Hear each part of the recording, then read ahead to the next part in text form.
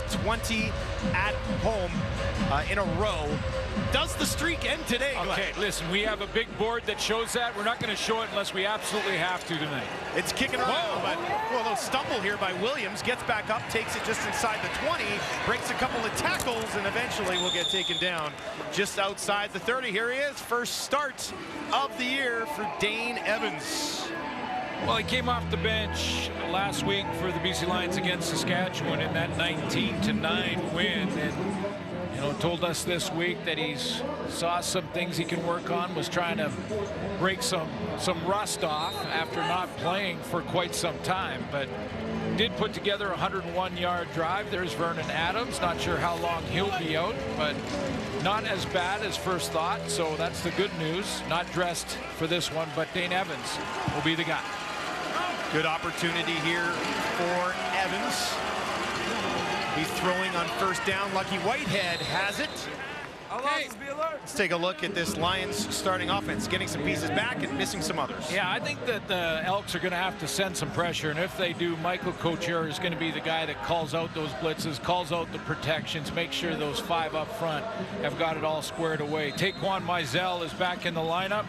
He's in for Sean Shivers, and probably a little bit better out of the backfield catching the ball, but Shivers was exciting in his couple of games. He was fun to watch. Mizell, nice start, averaging 5.3 yards per carry so far this season. He'll clear out here, empty backfield for Evans, looking for a first down, guns it in there to Hatcher. He hangs on against this Edmonton Elks defense. Yeah, Connie Ely in the interior of that defensive line has been making it tough on running back. So we'll see Mizell against Ely and Nelson in the middle and see how they hold up. And there's Niles Morgan, their leader in defensive plays. I think he's their inspirational leader as well at the middle linebacker spot. And in the back end, Marcus Lewis has an interception last week against Winnipeg and 2 on the season, which ties Luchez Purifoy for the team lead. Dane Evans, a 2-for-2 start. Now he's going to throw back, and look at this. Hatcher down the field. No! A little too far. Would have been magic. But it falls incomplete. They were looking for Hollins, who had snuck in behind, but the execution just wasn't there. Yeah, Hatcher just overthrows it. You could tell that Hatcher was going deep enough so that Dane Evans had to throw it behind him. So it's a double pass, legal, and just a little bit too far. The left-hander trying to get to the guy that doesn't get a whole lot of pop with big names in this receiving core. Dane Evans said, oh, because you can only do that play once. Yeah, that's right. I would have lost my mind if they connected on something like that. Here's Evans now. Up in the pocket, has a completion down to the 50, and that'll be enough for another first down back to Keon Hatcher. You take Keon Hatcher and, you add Lucky Whitehead, he's in the lineup. Justin McInnes will play for Dominic Rhymes today. Rhymes is not playing and not starting, but he's not far off. I think this core has got enough playmakers. Oh, yeah. And Alexander Hollins is the guy that talked to this week, because kind of the unsung hero of that group. Not really getting a lot of pub, but go ahead and leads the team. I was going to say, leads the team in catches, targets, yak yards, and 365 receiving yards. Yeah. So flying under the radar for sure. Here's Mizell, and he actually breaks 1 tackle and gets taken down just inside the 45. Yeah, I think if you're the Lions offensively, Jordan Maksimic is going to test the run defense. And, that's where I said Coney Ely has been better over the last couple of weeks. The interior of that D-line, just trying to shut it down, and getting Adam Ponar and Niles Morgan will help. But the Elks defensively have struggled against the run. So every team coming in is going to test them there. Allowing just shy of 145 yards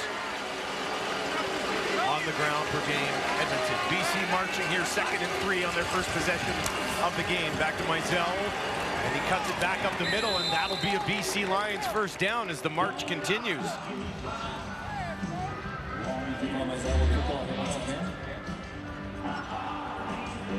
Take a look at this nice run play. A little patience for Taquan Mizell.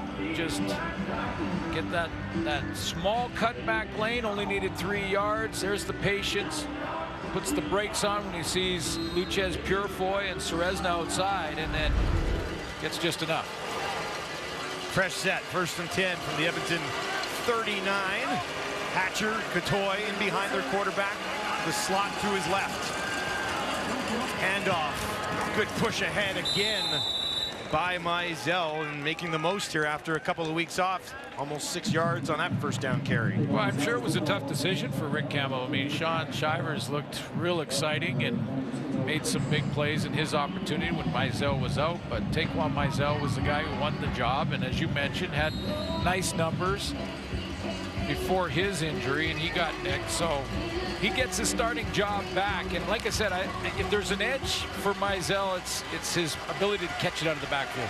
He's 5'11", 185, and he looks like a giant compared to Shivers, who's been in there, the little guy, the last couple of weeks. Empty backfield for Evans. Near side, Whitehead's got it. And he'll be taken down at the 25, but a methodical drive here from the BC Lions. 8 more yards there. Yeah, and you know, this is what Dane Evans told us about this week. He said, you know, I felt pretty good about the game. You always have to be happy with a win, and especially against a divisional opponent, and that was what they did last week. But he said there's things I can clean up. 4 for 4 for 37 yards for Evans. There you go. There's Morgan. There's a big tackle to finally get some momentum for the Elks defense, and a round of applause from the crowd here. Well, and that's the type of play that they need. I mean, you know, it doesn't matter first down, second down, whatever. Just make those plays where you get guys, you inspire your teammates. I mean, this is just a nice read. They've had some success already in this first drive on the run, so Morgan steps up in there and says, here guys, follow me. Tackle for a loss. 10th play of this drive has them sitting 2nd and 10 just outside the Edmonton red zone.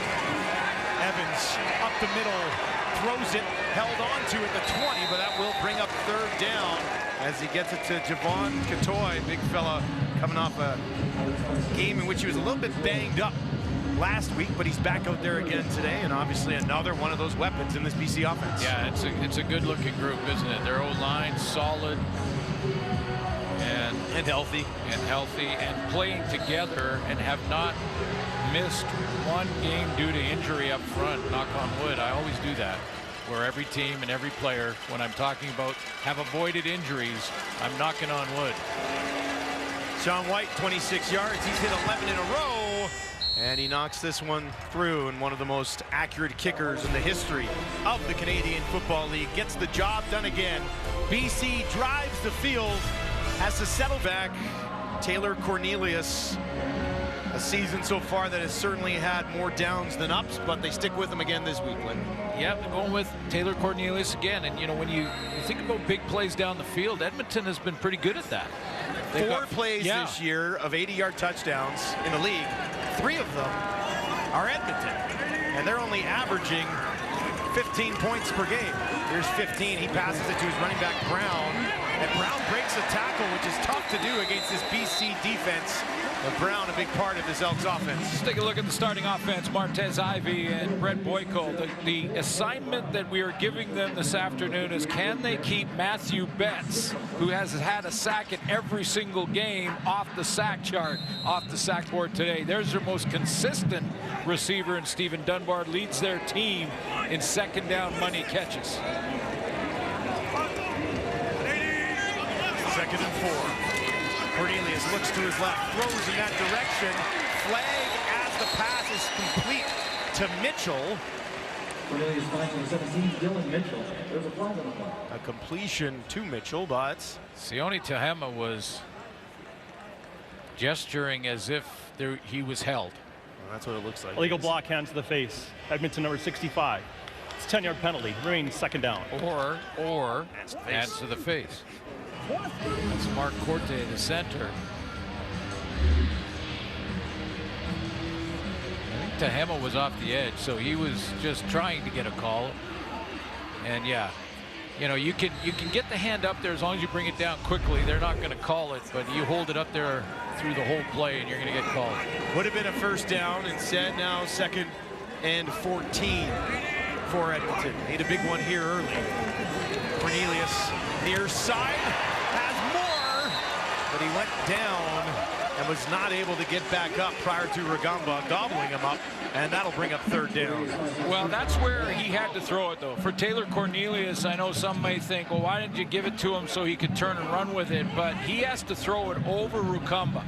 So he has to lift the ball to get it to Moore, and then, or else it's intercepted going the other way. He does that accurately, although it took Moore. He had to jump up, go get it, and then he fell down. Elks waited to see where the spot was, but do eventually send their punt team out here. Julian set to kick it away.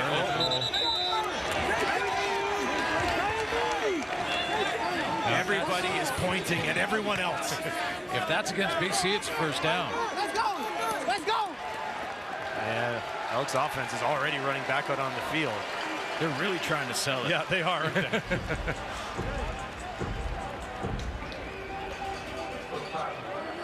Let's see. I'm getting some help from the command center in real time. Sometimes. Offside. Yeah. BC number 47. 5-yard penalty. Makes it a 1st down. Tim Croker, our referee today. You know, sometimes you know the command center can give when it's real close, whether it's offside or illegal procedure. The command center, there's the jump. Just a little head bob too from the center there for the Elks, which is legal unless it's deliberate. That was subtle. That sounds confusing. That was subtle. Hand it off. Brown's got nowhere to go. Tackle for a loss. Betts was all over him. Well, I gave the tackles the assignment if they choose to accept it, Ivy and Boyko, because Betts got 10 sacks on the season, leads the league, is on record-setting pace. He, Lacombo, and Halak are 3 Canadians on defense, and the 3 Canadians on defense are leading their defense in defensive plays. Gary Peters had a pick last week versus the Riders. 5 tackles, an interception, and a knockdown for Peters in that game over the Riders. A loss of 5. 2nd and 15 from the 47. Cornelius. They dump it off to Brown again, looking for some blockers. Up and over, but taken down at midfield. But a heavy involvement for Kevin Brown in this offense early, Glenn, and might not be a bad idea. No, absolutely, and you know, the resurrection of the screenplay, I love it. You know, we saw a really good one in Ottawa last night, almost led to a 3rd straight come from behind win for the Red Blacks. Congratulations to Hamilton. We hope that Bo Levi Mitchell heals quickly. That injury, that was tough to watch at the very end of that game. But yeah, I love the screenplay. I think it's an underrated play. Offensive coordinators seem to be finding it again. Underused play, I should say. Midfield is where Edmonton is lined up to kick this ball away. Julian gets it away. High kick. He drops it just inside the 15, 42-yarder, brought back by Williams. And I was waiting to see if he'd emerge out of that pile, but Edmonton did manage to wrap him up. Dane Evans, nice start to the game for Evans. He's 5 for 5 for 43 yards, and his team's on top. Alex Hollins, nice start so far this year, a 26-year-old, 2nd year out of Eastern Illinois. Yeah, when you got, you know, Dominic Rhymes on your team and Keon Hatcher and Lucky Whitehead and all those big names, you got to get to the guy that's really actually producing the most, and that has been Alex Hollins. He scored that touchdown on the 101-yard drive from Dane Evans against Saskatchewan. Apparently he's the jokester in the room too. He's the guy who keeps it light and has some fun. Looked like he's got some sweet moves there too. Here's Evans. Down the field, deep, drops it in there at the 50. Look who it is. Hollins tripped up just inside the 35, but on cue, Alex Hollins with a big one from Evans. Yeah, he's not messing around now. This is straight go route, skinny post.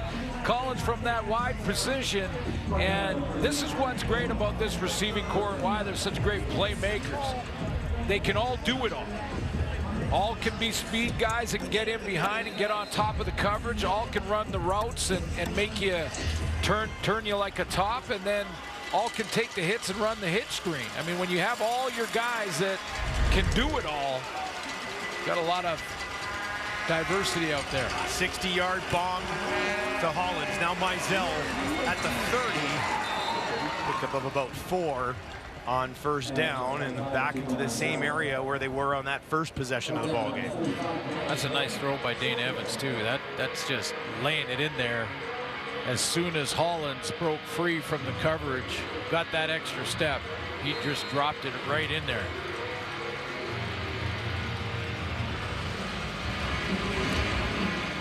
Evans perfect so far in the game. Moving some guys around. McInnes and Hollins at the bottom of your screen. Evans looks to his left, thought about it. Now dumps it on the check down to his running back, Mizell. Nice little stutter step, and probably ended up getting him the first down. Well, what a great move on Adam Konar, but Konar, to his credit, recovered, and he gets back into it a second time. Go ahead and run it, guys. Mizell's in the backfield, and he'll get this little check down. Now, Konar's coming from the right of your screen. Look at this. Now, he overruns it, and then he reacts and comes back and gets him the second chance. So many moves, and just keep back at it, and then, okay, he'll come right back to me at some point. He had 6 or 7 steps there in a matter of moments. First and 10 from the Edmonton 23. Evans fakes the handoff, pressure up the middle, and he'll be taken down just outside the 30. Never really had much of a hope that time. And it's Tony Jones who got the start at middle linebacker last week, and he's there to make that play this week.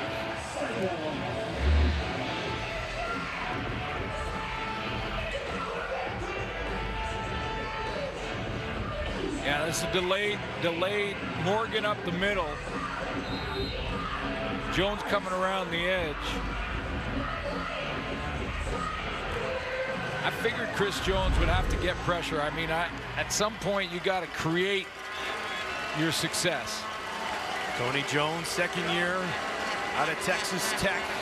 With the sackle there, a loss of 8, second and 18. Evans quickly this time to Lucky Whitehead. Whitehead trying to push ahead down inside the 20, and flags fly. Helmet popped off at the end. Marloshawn Franklin, I believe, the guilty party. This is not a wise decision from the Elks.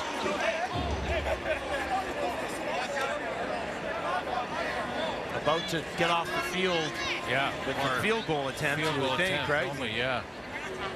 After the big play to Hollins, that's your next goal defensively, is just allow the field goal face attempt. mask. Edmonton, number 32, half the distance to goal, automatic first down.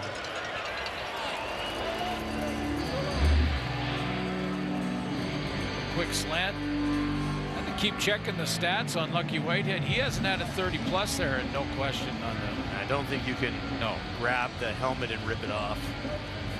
No, that would be a penalty. That's the definition of face mask. 22-yard swing.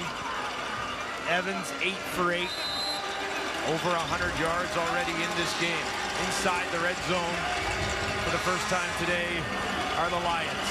Evans looking to the end zone. Hatcher, and it's broken up neatly.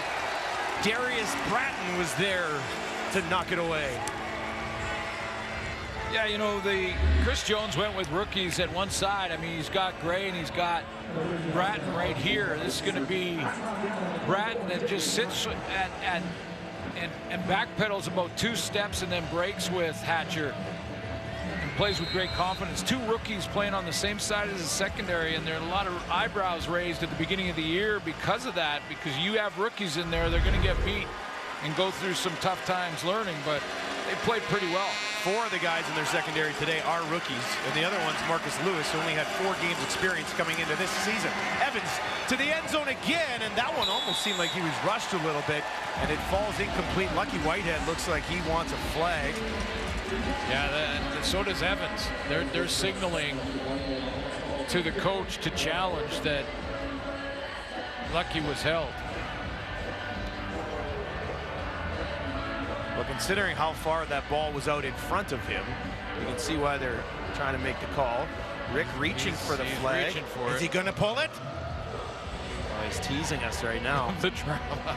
Come on, make up your mind here, Coach. Well, he's trying to see a replay, and he's trying to get his spotters. Yeah. See if they can see it, and they're saying nope. Tucks it away. So Sean White back out here again, spent some good years here in Edmonton. Already hit earlier from 26. The hold is good, and Sean White knocks it through. So BC up 6-0, dominating the time of possession here in the first quarter, but only up 6. Yeah, and that's a win in some ways for the Elks. But time of possession, big time in favor of the Lions. As steady as she goes off the foot of Sean White. Radio. And it's great to see the league continue to grow in this way, Glenn. Outstanding. I mean, diversity is our strength. And doesn't matter where you're from, where you were born. You're welcome at a Canadian Football League game. 1st and 10 for Edmonton. Cornelius on the run. And he'll push it out to about the 45. Decent pickup on 1st down, and they have activated him a little bit more here as the season moves along. Well, they got to do whatever they have to. I mean, to break these streaks. I mean, to break these numbers in the board that we're not going to show you unless we absolutely have to, because we've just decided that we're not going to do it today. The streak board will be the streak. We're holding off on the streak board, not to remind anybody of any of that. And just see if Chris Jones and this team can find the answer here this evening. 2nd and 5. Cornelius clears Moore out, looks that way, throws that way, and Moore slipped. Cornelius was hit as he threw, and that does fall incomplete. That's actually his first incompletion of the ball game. Edwards Cooper was breaking hard on that. That was a close one. That will do it for the opening 15 at Commonwealth in Edmonton on an absolutely wonderful Saturday afternoon. BC Lions with a couple of field goals. Elks now 5 quarters against BC this year, unable to score just yet. When you look at that time of possession, if you're Edmonton, it really could be worse. Yeah, it could be, you know, a similar script to the Winnipeg game for the Elks right now, where the defense is playing well enough to win in the first quarter, holding the Lions with all that time of possession to just 2 field goals, but their offense got to get going. Yeah, it's something that they'll certainly have to try to get going, and Dylan Mitchell could be a big part of that for sure. Obviously a huge year last season, and finally starting to sort of put it together this year as well. For more on Dylan Mitchell, the second-year Elk, let's send it down to Ryan Rashad. Well, Dusty, I was chatting with Dylan Mitchell. You know, he said one of the things he's working on is controlling his emotions, right? There's been some frustration this year. Doesn't want to be perceived as selfish. It just all comes from a place of being competitive. So I said, well, how do you do that when something happens that makes you mad? And he said, what I'm going to try and do is remember, when something bad happens, it's more important the way my teammates feel, the way they feel in that moment. That means more than whatever frustration I may be going through at the time. He's not making any promises. He knows who he is. This is something he's dealt with, you know, for a long time, but he knows it needs to change. And he's been leaning on some of the more veteran receivers to help advise him along these lines and teach him how to keep those emotions in check. Feel what you need to feel, but don't let it leak into the bad body language. It's a work in progress for a young receiver. Just his second year, hasn't even played a full season's worth of games yet, but look at his last 2 games. 8 catches, 183 yards, touchdown, of course, a big one. You know, connecting with Taylor Cornelius as well, but it's gonna be tough for a young guy to not let those emotions shine through. You know, right? when you haven't won, it's frustrating. Yeah. You know, so that's the fight that they all have to go through. But over 100-yard receiving game for Dylan Mitchell against the Bombers. Julian to the right, thought about it maybe, and now he'll kick it away. This will be taken after a 43-yard kick, brought back just outside the 30 on an 11-yard return for Terry Williams. Yeah, I mentioned the similar script to the Bomber game. The defense for the Elks played really well in the first 3 quarters, then ran out of gas in the 4th quarter, and Brady Oliveira just kind of went to work, and they ended that game. But offense got to get a few first downs to give their defense a rest. There is a flag just inside the 50 on the near side of the field here and on the far side, so they're sorting that out right now. We'll get an answer here from Tim Crow. Illegally downfield on a kick, Edmonton. It's 10-yard penalty. It's 1st down, BC. Jersey number? 39. Well, there's two. There's 44. So 10 yards tacked on here at the end of that return for BC. Solid field position for Dane Evans, getting that start. First one coming in for Vernon Adams last week. Dane is 8 of 10 for 118 yards and a nice start to this ball game. Experienced quarterback at the number 2 spot in his career as a starter, averaging over 300 yards a game, really. Mizell to his quarterback's right. They give it to him. Nice burst right up the middle. That's some solid yardage on first down for Taquan Mizell. Yeah, he's just grinding away. Really, Mizell's now on 6th carry, up over 20 yards in the quarter, and getting 5, 6 a pop. They're going to keep doing it until the Edmonton Elks stop it. Sets things up so nicely, doesn't it? Yeah, it really opens the playbook for Dane Evans. 2nd and 5 for the 5-1 BC Lions. Evans with some time, gets it away, has a completion just over midfield. As Dane Evans once again goes to Hatcher, his 3rd catch of the ball game. Perkins and Broxton, the 2 tackles for Evans. Here's the outside guys. Watch how they do their job so nicely here on this protection, creating a nice pocket. They take their guys wide, they push them past. Evans hops up in the pocket, doesn't really climb it, but he just sort of hops up. The tackles have kept their ends wide, and he's got that nice throw-in lane. 20-yard gain. Good protection from the tackles. 1st and 10 from the Edmonton 51. BC's moved the ball well so far here this afternoon. Hollins looked like he was going to get away, but Purifoy ended up wrapping him back up, and that'll set up 2nd and long. That last play, Adam Konar tracked down Mizell, who was on the other side of this play. Hollins is the hit screen over on this side, but Mizell is exiting here, and look at Adam Konar going quickly to cover him down. That opens up the middle. Don't be surprised if Jordan Maximic comes back to a crossing route with Mizell going out of the backfield and taking the linebacker with him and throwing it right where he just left. 2nd and 9, empty backfield for Evans. Little pump fake trying to take off, but taken down, and that will be a sack. Shy of the line of scrimmage. Serezna and Elliott Brown in on the tackle.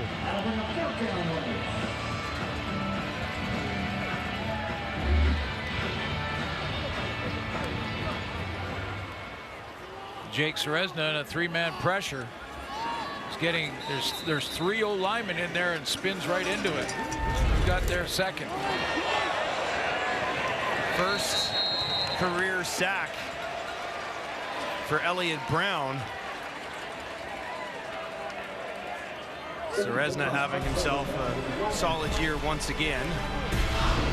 But for Elliott Brown, the rookie out of Virginia, that right there is his 1st sack in the Canadian Football League. What's happened recently and going back, 20 straight home losses, 11 straight losses overall, 0-7 on the year. How does a head coach like Chris Jones keep this group upbeat? For more on that, let's send it down to Ryan Rashad. I asked him that very question, Dusty, because it certainly can't be easy. He said, what I did was I asked myself, what would I do if we were 7-0? What would I do with a 7-0 team instead of 0-7? And that's what he made his decision based on. So you know what they did? Took him to a movie. Went and saw the new Mission Impossible. Head coach said he liked it. A little too long, though, Dusty. Said he fell asleep 3 times. I'm pretty sure he missed the big bike jump off the cliff. But doing what he can to keep the guys and their spirits up. Basically said, what would I do if we were 7-0? You know, it's funny. Is I used to go to the theater and sleep when we had young kids because the only place I could get sleep. I'd go get a movie ticket and sleep there. But it's a good idea. It is, right? It's team bonding. You know, you just, I guarantee, and Matty talked about in our delay last night in Ottawa, Matt Dunnigan and the panel talked about how their process is the same as winning teams. They just haven't been validated yet.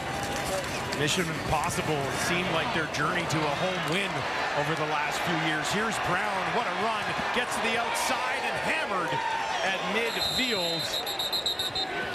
Flag there as Brown tried to turn the edge. Great backside block there. I think it was Martez Ivy. Might have been Grovak coming back from the backside. I think they were in a tight end formation, the Elks. And when Brown reverses his field and comes back this way, watch to the right of your screen, the tackle right there. Just a nice block. And it was Ivy, Martez Ivy. Officials still sorting out these flags. Looks like this will be backed up, but Tim Croker still chatting with his fellow Major foul, officials. blindside block. Edmonton number 62. It's a 15-yard penalty. It will be second down. So that's the block you were talking about. Well, it looked like to me he just turned around and picked him up in pursuit. But if you turn around and block towards your own line of scrimmage or in that direction towards your own team, you can. It's blindside. It's one of those decleaters we used to see that are no longer legal. So it looked to me live like when he turned, he was just cutting off a pursuit angle. Yeah. But he was actually going back towards his own end, and that is a penalty. So 2nd and 26 yards for Cornelius. 3-man pressure. They get it to Brown, trying to set up a screen. Brown up towards midfield, but no further. Back to the original line of scrimmage. And that will bring up 3rd down for Edmonton.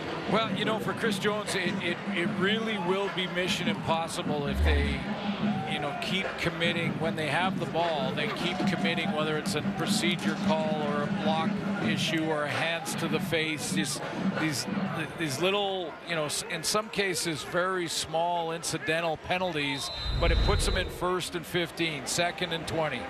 Just impossible to convert. Julian out here to kick it away again. The 45. They don't have Tom Cruise. No, they don't.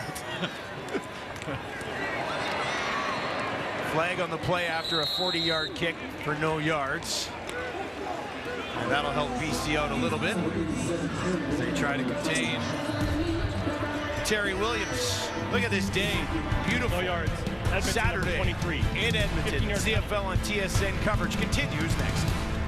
To work right here in Edmonton with the Elks, maybe the one that got away, because he's done a very good job since taking over as OC in BC. Yeah, and he's kind of running a similar style offense to what's really kind of started in the CFL with Mark Trestman, who learned it from George Seifert and Bill Walsh, and it's kind of the West Coast offense from the States that has been adapted to the Canadian Football League rules, and Scott Malenovich is in that tree, and Jason Moss, who you just mentioned he worked with here in Edmonton, and it's interesting sort of coach's tree in the converted West Coast offense. Evans, wow, excellent job. I wasn't sure Hatcher went down and got that, but he does at the 50, 20 yards, and his 4th catch of the ball game. Some fine work there from Hatcher. And when you talk to Dane Evans about this offense, he said if you have the time, you know, this offense gives you answers to whatever the defense throws at you. So they could play a zone, they could play a match, they could play half zone, half man, a lot of different looks, cover 2s, all of those different things, and there's an answer for it in each one of the concepts, and that's what he loves about this offense. BC working from their own 50. Evans pressured, will not get away, taken down just inside the 45 by Serezna. 4th sack of the season for Serezna. If you get the time. If you get the time, this offense has the answers. If you don't get the time, it doesn't matter what offense you're running. And that time Serezna didn't give him the time. Andrew Pearson, he checked where the refs were, made sure the refs were clear. He did. And did the barrel roll celebration. 2nd and 15, though, with the way Evans has been gunning the ball downfield, certainly within his grasp. Almost 160 yards already. Evans, no time again, trying to track them down, and they will. A.C. Leonard, 5th sack of the year, and the Elks defense bringing some heat. Yeah, and I don't this was basic three-man pressure. This wasn't a blitz or anything like it. It was just AC Leonard, who didn't get a lot of practice time this week because he's got a tender hamstring, was basically a game-time decision, and Dane Evans wants to have that one back because he wanted to climb up in the pocket quicker. Flintoff gets it away. Going back for it is Sims. 59-yard kick. Sims brings just out 20. And there's a flag down at the 35 by where that kick was booted away. Edmonton's defense keeping their team in this football game. That time, Leonard 15 yards and a first down for the BC Lions. New set of downs on a penalty where the Elks were getting the ball back. You can't hit the snapper with it, the long snapper with his head down. So 1st and 10 from the BC 54. Mizell with a ton of room takes it down inside the 45 before he's tripped up, but a big run, longest of the game. 14 yards for Taquan Mizell. Boy, you're so right. A chance to get the ball back, Dustin, and just an unnecessary penalty and a bad decision by the Elks to, you can't hit the snapper, whether it's a field goal or a punt. They have their head down, and that's a player safety issue and a rule that's been changed for a few years now. 1st and 10 from the Edmonton 41. Evans looking around, pressure, gets it away. Katoy hauls it in. And he finally gets taken down by the 3rd member of the defense to get their loss of a yard on the play. Some pressure right up the middle here, and some pressure getting to Dane Evans, who has to kind of throw it over that pressure. Elliott Brown getting a pretty good first half for Brown. He's got a sack in the game already. Good hands to get there and force a late and kind of throw over the pressure there to get it to him. Brown, 6'5", 225, moves extremely well. Here's Evans, 2nd and 11. Down the field looking for Hollins, and a flag again on the play. Pass interference. And Edmonton continues to shoot themselves in the foot. Pass interference, Edmonton number 26. Spot of the foul, automatic first down. Twice now. They could have been off the field. Well, let's take a look at this one, because here's a good ISO look at Lewis and his coverage. Hollins with a little hop step, then he's going to come back. You can't put your arm on him.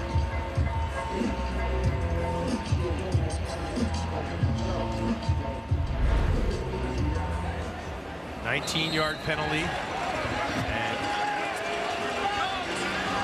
BC's in business. 93 penalty yards already for Edmonton in this game. Look at Evans on the move to his right, looking towards the end zone. Touchdown! Held on, McInnes, a beauty.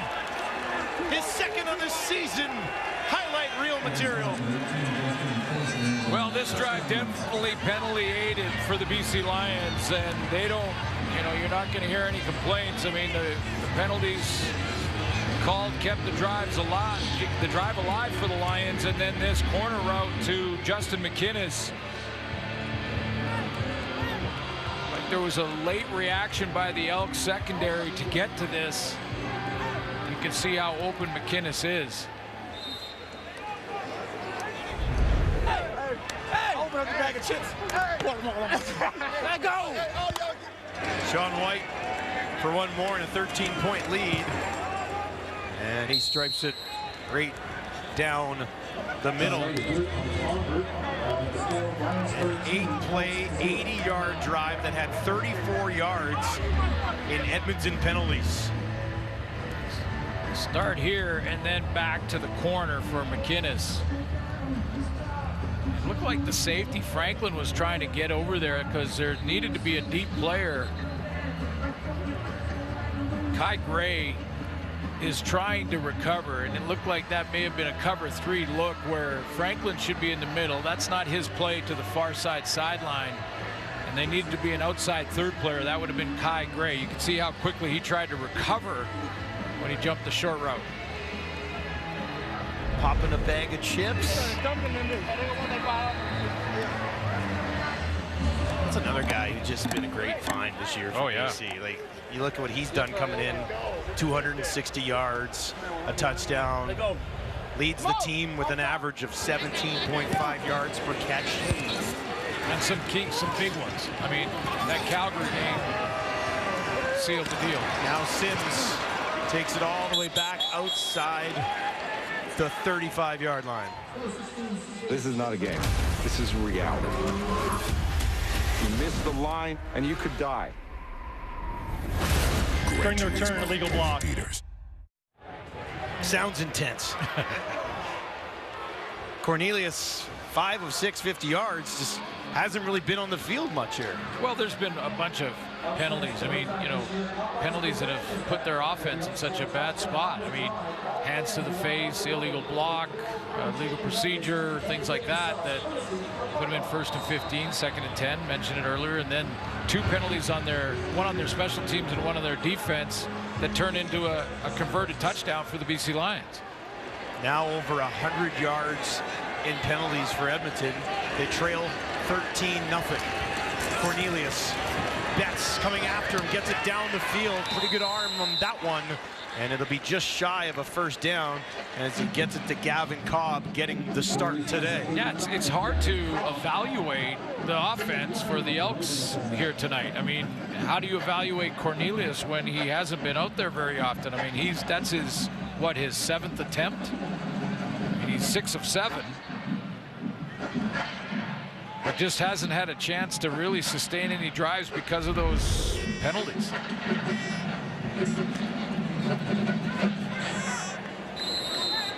Just 10 offensive plays for Edmonton in this ball game so far. Cornelius handling the short yardage as well and pushes that one ahead. Should be close. Now we should say, and I know CFL fans, certainly BC Lion fans know, this is an outstanding defense. This is a defense that doesn't give up touchdowns. No. The last time these two teams played back in week 2, it was a shutout. And a shutout you almost never see in the Canadian Football League. Even with teams that are struggling, you're going to get a point or two. And this team locks the door. Didn't allow a touchdown against the Saskatchewan Roughriders last week. They're giving up less than a touchdown per game, but haven't given one up now in, almost 90 possessions in a row. Very impressive. Cornelius gets it to Moore. Slipped a little bit, regained control, and he's got a first down just shy of the 40. Ryan Phillips has done such a nice job with this BC defense. I mean, we've talked about Matthew Betts and what he's done and his record pace in the sack department, but they play great team defense. Linebackers getting to the ball and getting deep in their drops, and the defensive secondary come up and support so quickly. He didn't like that last play, did he? To be that intense for an entire game must be exhausting. 1st and 10 from their 40. Cornelius pressured, gets it to Moore again, but he's hammered down at the 40. Flag here as Cornelius was taken down as well. And is this against BC? Ben Haladic was going on a blitz. I don't know if he got there. He looked like he got blocked up. Major foul, roughing the passer. BC number 90. 15-yard penalty, automatic first down. Now, Betts has been a terror for quarterbacks and offensive lines so far this season. Let's see, was it a late hit or was it a high hit or a low hit? Around the edge, ball gone. Oh, it was a late hit.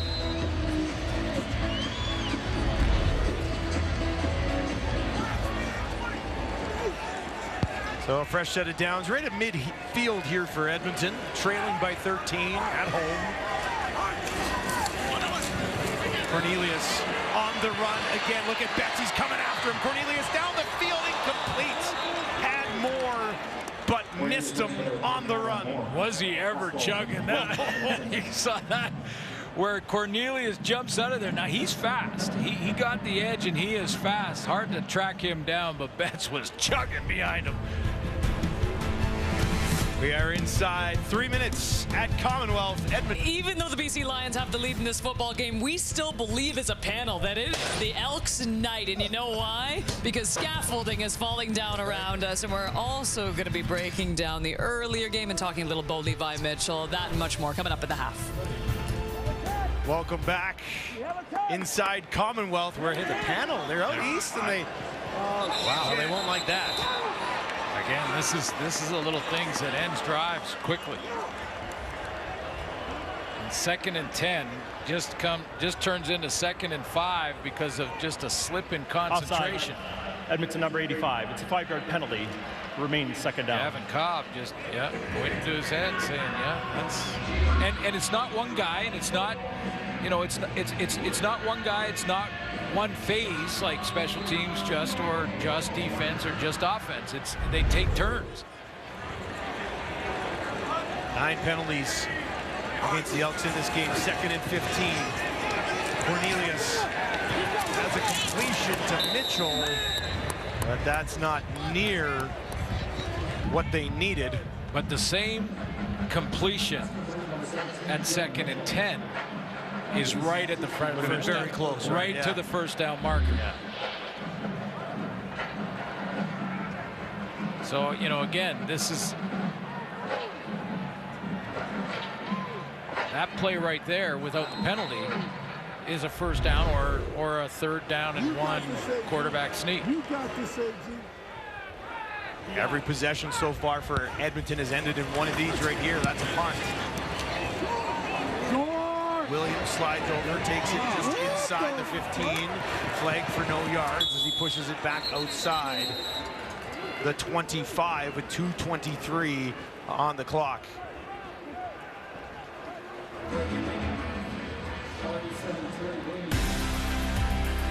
Canada's run in the FIFA Women's World Cup continues as they face Australia. History awaits as stars Sinclair, Buchanan, and Fleming take to the pitch looking for victory.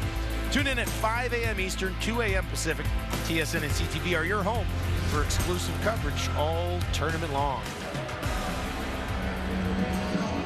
That was no yards. You heard no yards.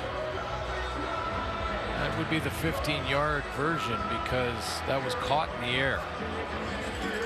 But there's a meeting going on. So it may have been an illegal block. Well, let's find out, shall we? Illegal interference. Edmonton number 13. It's a 10-yard penalty from where the ball is caught. It's first down BC. So that was the conference. It was illegal interference, not no yards. Interfering with the guy trying to catch the ball. That was Jake Taylor, former University of Alberta Golden Bear, getting caught on that one. Well, if BC can put some more points up on the board here, they'd be pretty comfortable heading into the half. Looks like Edmonton could possibly go 6 straight quarters of being shut out by BC. This one a rare drop by Hatcher. He's caught at an 82% clip coming in to this game. That one just got away. Yeah, it took a peek. Took a peek. It happens. You want to see where he was going? Yeah. Just as the ball's arriving, you turn your head and take a peek down the field. See that little turn right there to see where the defender was just before the ball arrives. It happens to the best of them.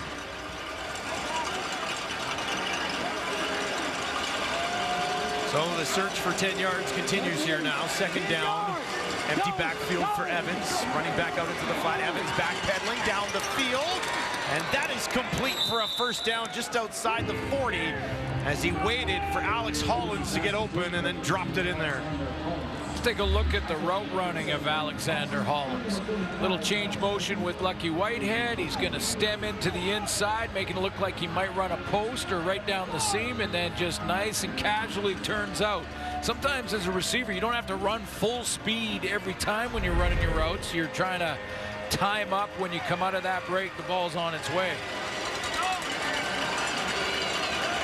Dane Evans at 199 yards through the air will turn and hand this one off.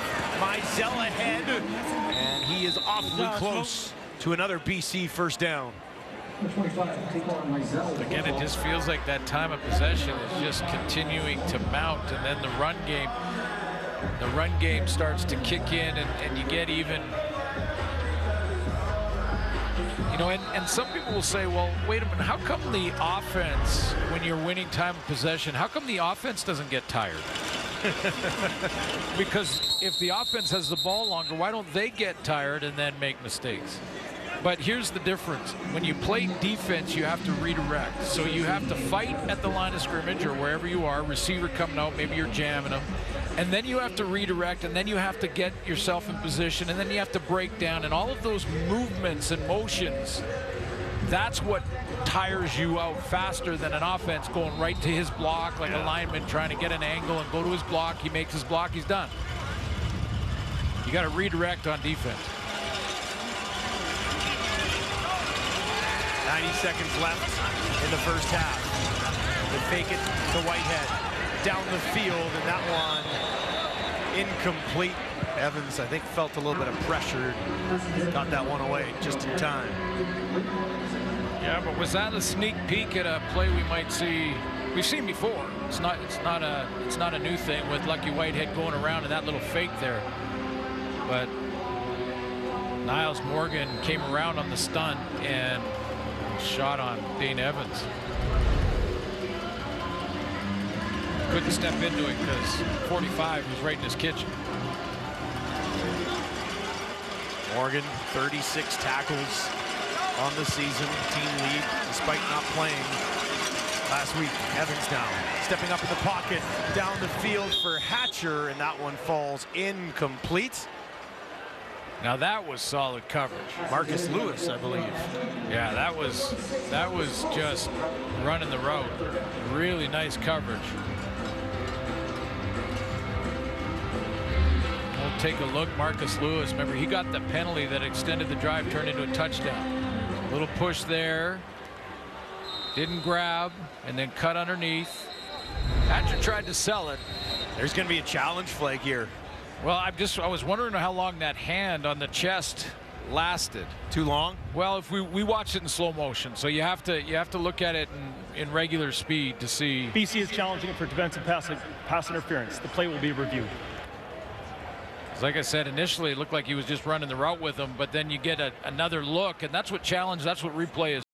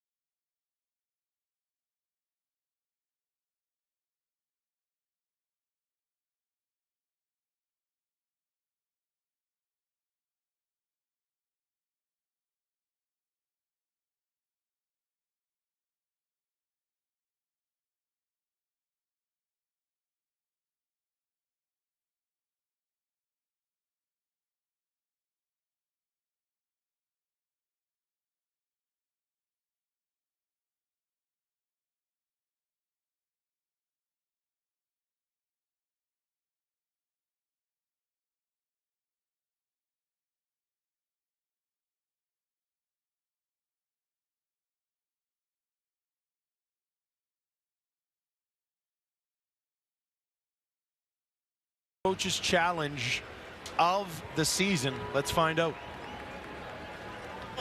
After review, the ruling on the field stands. BC, by losing the challenge, has lost the timeout. It's third down. So I'm saying you can have your hand there, and you can have like if a guy runs a curl, you can have your hand on his back as long as you don't grab him and don't let him go to the ball, like pull the jersey or which I guess didn't happen there on that play. It didn't really happen. He had his hand there, but it wasn't pushing Hatcher or stopping him from running his route. Flintoff, towering kick. Purifoy takes it just inside the 10. Short return back, and with 70 seconds left, a lot of field to work with for Taylor Cornelius. No shortage of things to discuss at halftime, not just from this game, obviously, but from the great event out east earlier in the day. Well, they just got it. I mean, yeah, I'd be interested to hear the analysis from not only what has probably, I'm sure, been a great few days out there in Halifax. I want to get the full statistics on how many lobsters lost their lives to the panel.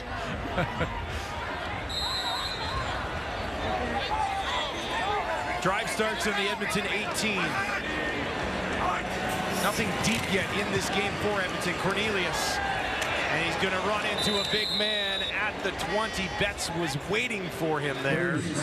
I'll tell you what, this is what Ryan Phillips can do with Matthew Betts. He can drop him. He's athletic, so he's leading the league in stats. And then with a running quarterback, a quarterback that's very good at running in the open field, he can break down and make a tackle. So that can change it up. And that's why Cornelius held the ball there. He saw his defensive end drop and went, wait a minute, this isn't right, and took off and ran. Got a couple of yards, so it's 2nd and 8. We'll clear out the backfield here. 5 options out to the left for Cornelius. Goes over the middle, looking for more, and he's got it. Kyron Moore trying to break free, but he'll be thrown out of bounds just outside the 50 by TJ Lee. Biggest play of the game for the Edmonton offense. And one of the best throws from Taylor Cornelius, I think, this year. I don't think I'm exaggerating here. He feels the pressure. He's got Betts coming down the middle. He feels the pressure. He's leaning away from this throw, and he feathers it in. He feathers it in on this crossing pass right here to Kyron Moore. I mean, there's a linebacker there in Lacombo that he's got to lift it over and then drop it in front of TJ Lee, and he gets it done. That's a outstanding throw for a 31-yard gain, and there is time for at least field goal range here. Cornelius is 9 of 11 for 113 yards after that big one, 31 to Kyron Moore, who has his 3rd catch of the ball game. Yeah, their issue is not, it's not necessarily been mistakes on the offense, it's just been penalties. Like the mistakes in the penalties, yes, but it's not like Taylor is playing poorly this evening or the receivers are dropping passes or anything like that. It's those hands to the face, procedure, offsides. Woody Barron is the injured BC Lion who's up on his knees. Had a couple of sacks last week. One of the anchors in the middle of this defensive line. Lots of talk about Tehema and Betts, obviously, but Woody Barron's got 3 sacks on the year, lining up next to Josh Banks. And I get a round of applause as he is up, gingerly walking off the field. It looks like he'll be okay. His ribs are... You are right about field goal territory, though. Oh, now, yeah. Faithful hasn't attempted one from 50 or beyond, but there's still almost 40 seconds, lots of time here. Well, two things, too. I mean, yeah, there's 40 seconds, so they've got time for 3 or 4 plays if they're efficient. The Lions are going to give them a little more room because you don't want to hear give up 7 with a deep ball. Yeah. So you're going to back up a little bit as a DB, although see Gary Peters saying, not me. I'm coming right up on the line of scrimmage, and I'm going to play press. 1st and 10 from the 51. 3-man pressure. He'll go underneath. Samur again bounces off of the tackle and then takes it out of bounds for a short pickup. There's 7 seconds off the clock, so get the first here. You got time for 4 more plays. And what?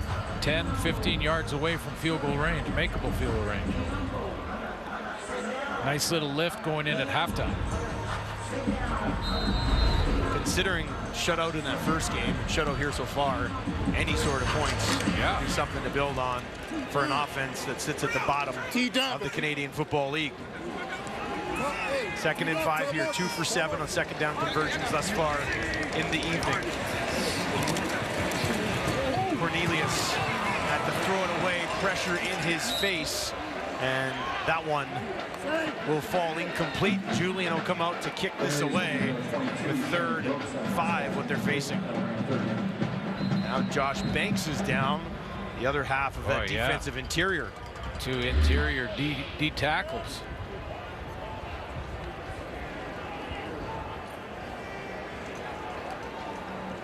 Betts on an inside pass rush, and looked like Banks, they just friendly fire there between he and Menard.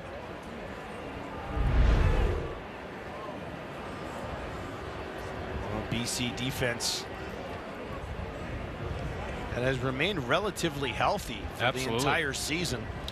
They did move Quincy Mauger down. Rugamba missed a little bit of time, but outside of that, they've done a lot of their games kind of in that same group. Yeah, they've been intact. Well, looks like he'll be okay too. 28 seconds remaining in the opening half. BC on the road so far this season. 2-1, perfect at home.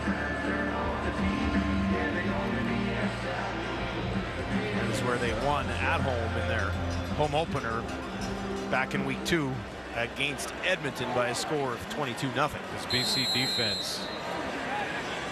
It's as real as they come, isn't it? It's now been 6 quarters against Edmonton without a point allowed, not one. Julian from his own 45. Taken just outside the 20. Quick little burst back, but not much more. The Elks against the Lions. Not 1 point. Go ahead. 4 generations face off as Lily Singh hosts Battle of the Generations Monday at 9, 8 Mountain. Set your PVR only on CTV. Come on, millennials. That's your guy. That's Mike, a big supporter of the millennial generation. Yeah, I'm not going to say who my guys are. Just going to leave it out. Yeah. I thought it was so crazy. I got my first email when I was in grade 12. I wonder if this internet thing's gonna it's gonna really stick. work. Yeah, you know? No, the internet thing is gonna stick. I think it's here for good. Yeah. BC from their own 32. Evans, look at this. He's gonna load one up down the field. Incomplete. There was a flag as the players ran over it. So that flag came out relatively early, and that's be a bad time for Edmonton to take another penalty. Yeah, not sure who was in coverage, but one of the Elks, it might have been Marcus Lewis, had his hand on the shoulder pad of Lucky Whitehead as he was running. But this gives Dane Evans a chance for one quick out. Pass interference, Edmonton number 26. Automatic first down. Wow. These penalties are killing him. There's Lucky Whitehead and there's Lewis. Marcus Lewis is when he makes his little outside cut here, a little inside move, knocks the hand down, all good there, all good here, and then the arm just stays on the back and kind of pushes him over. I'm not even sure that was a catchable pass, and yet Marcus Lewis, that's a 31-yarder and a chance for a field goal here. Maybe more. Evans back to Whitehead, down inside the 35, certainly within Sean White's field goal range with 9 seconds on the clock. Yeah, they're not gonna, they're not gonna mess around. I think they're gonna take the chance now, or take the field goal now. This is the story of the half, though, right? Yeah. Edmonton takes a 31-yard penalty that basically hands the Lions points. Yeah, hands the Lions 3, and then they took 2 penalties, one on the special teams, one on defense, that led to a touchdown. So 10 points given up on penalties when they were off the field. And they were all penalties. Double-digit penalties in the first half for Edmonton. Impossible to win a football game that way. 41-yarder for Sean White, his longest of the game, just inside the hash. And that one is through once again, as Sean White now 3 for 3 in the ball game. And the BC Lions doing what they do, Glenn. Right? This is the BC Lions team. This is the defense that they've been rolling out here against everybody. Yeah, it gives your offense a chance to, not even be conservative, just not have to force anything, because your defense can get the stop. Even when Cornelius got, a couple of drives going, the defense bent a little bit, but they didn't allow field goal range even. Saw Vernon Adams there, happy with what he's seeing so far. His replacement today, making his first start of the season, Dane Evans. You just can't win with them. Flintoft will kick it away, which means Edmonton will start with the ball, trailing by 16. looking to avoid home loss, 21 in a row. Sims takes it cleanly at the 15.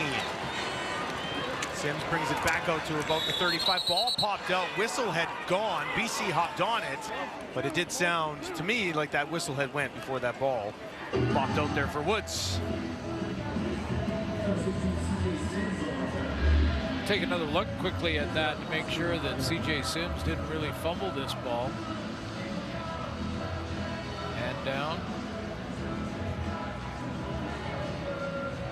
Look back at his knees, and where the knees down.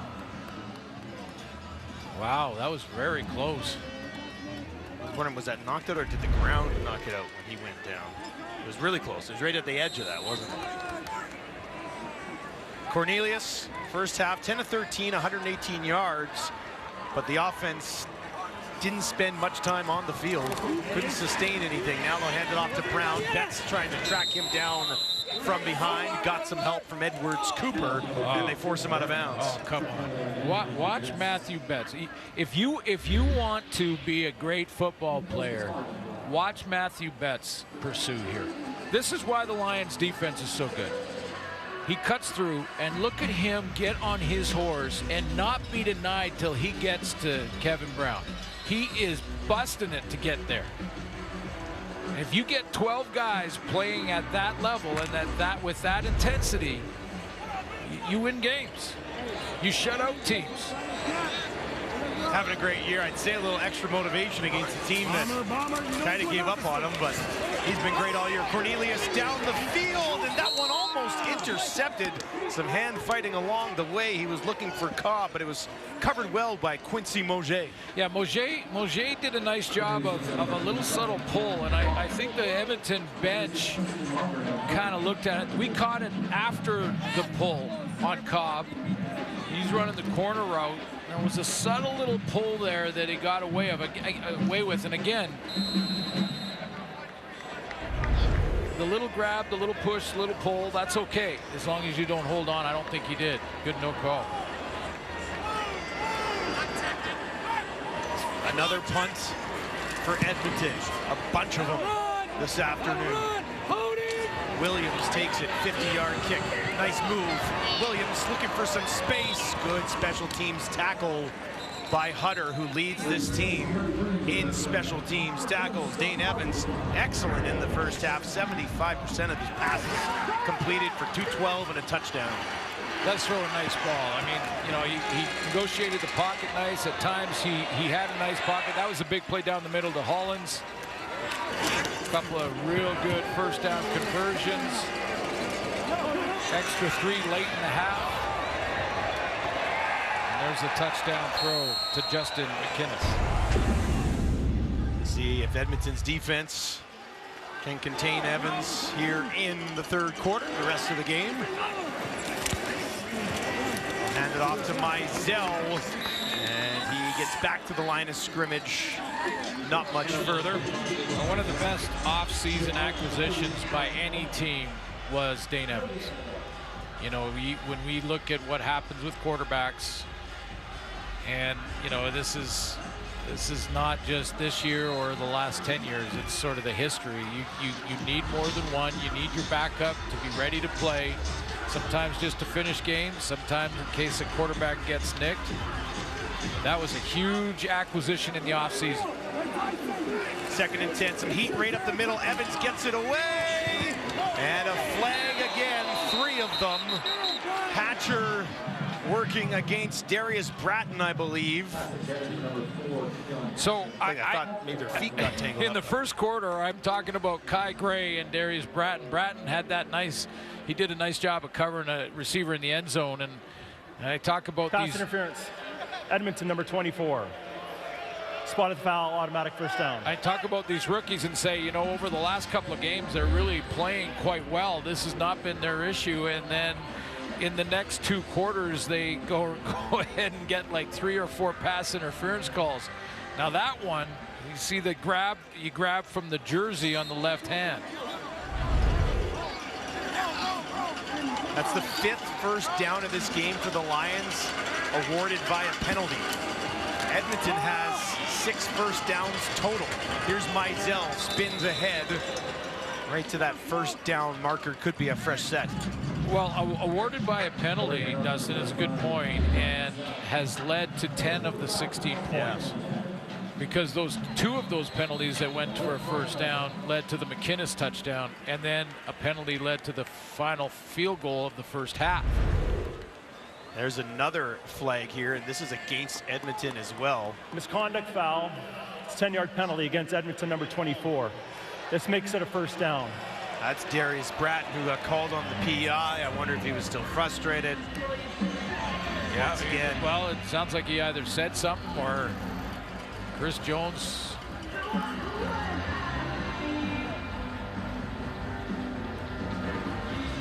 trying to make some substitution. I thought they might want to try and get Bratton out, but they're not. They're just going with a different personnel group on first down. Bringing in Tony Jones for a little run stopping help. Well, and Cole Nelson in the middle of that defense, big 55. They'll settle in there on a 1st and 10 on the Edmonton 41. Evans out to his right. Mizell, no, off his hands and out of bounds. Let's take another look at this penalty. So what did Darius Bratton do? I mean, this is a misconduct penalty. Right on the 45-yard line there.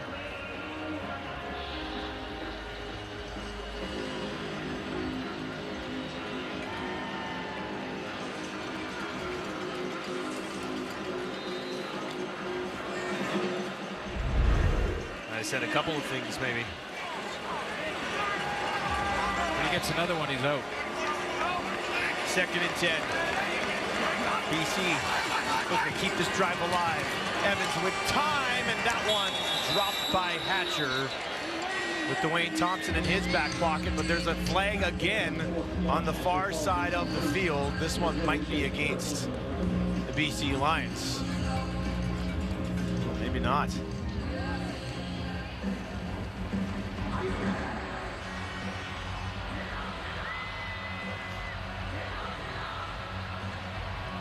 Pass interference, Edmonton number 37. It's an automatic first down.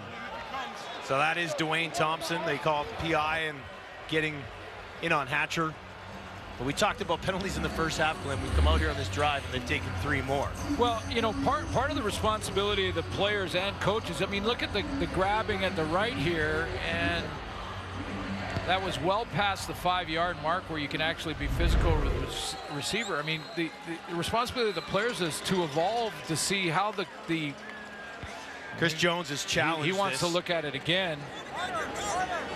Those are penalty yards. First 7 games. 2nd most yards in the CFL. Tonight they have 14 for 191 and 10 barely points on the board. Edmonton was challenging the previous play. It'll be reviewed.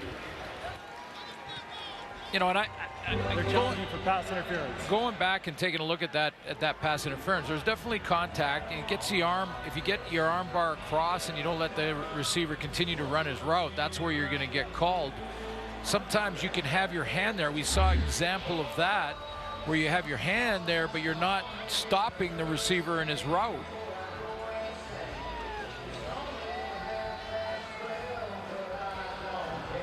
But what I mean to say is the players have to understand that at a certain time, he's got a hand on the back, a hand in the front.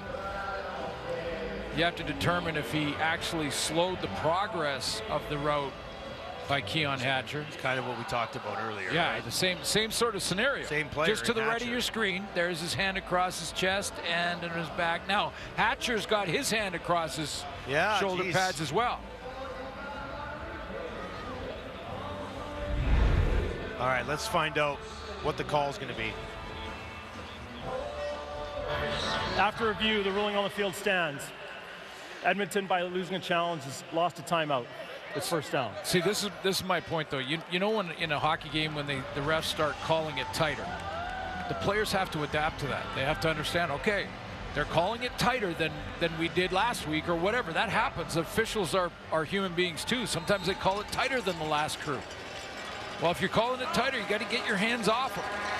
And by the way, all these DBs have been in good position. 4 of the last 5 first downs for BC have come via Edmonton penalty. Mizell tackled here, almost 5 yards on the play. And you know, these guys, Bratton, Ray, Thompson, Marcus Lewis, these guys are rookies this year, but we're in game 7 now. And they played pretty much a full college schedule. So they're not rookies anymore. And you know, so there's no out because they're young. They play discipline, tighten things up. 8th play of the drive is a 2nd and 6. Evans over the top, Mizell, end zone, got it, touchdown! First of his Canadian Football League careers, a 23-yard strike for Taquan Mizell.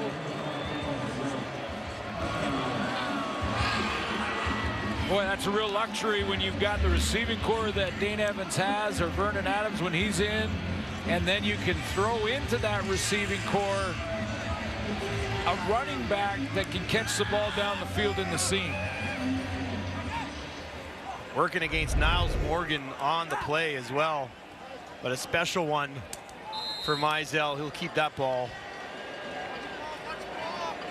Yeah, that's his first receiving touchdown. You mentioned that, yeah. Yep. Doesn't have a rushing touchdown either, I don't think. Now this is hammered through by Sean White. 23-0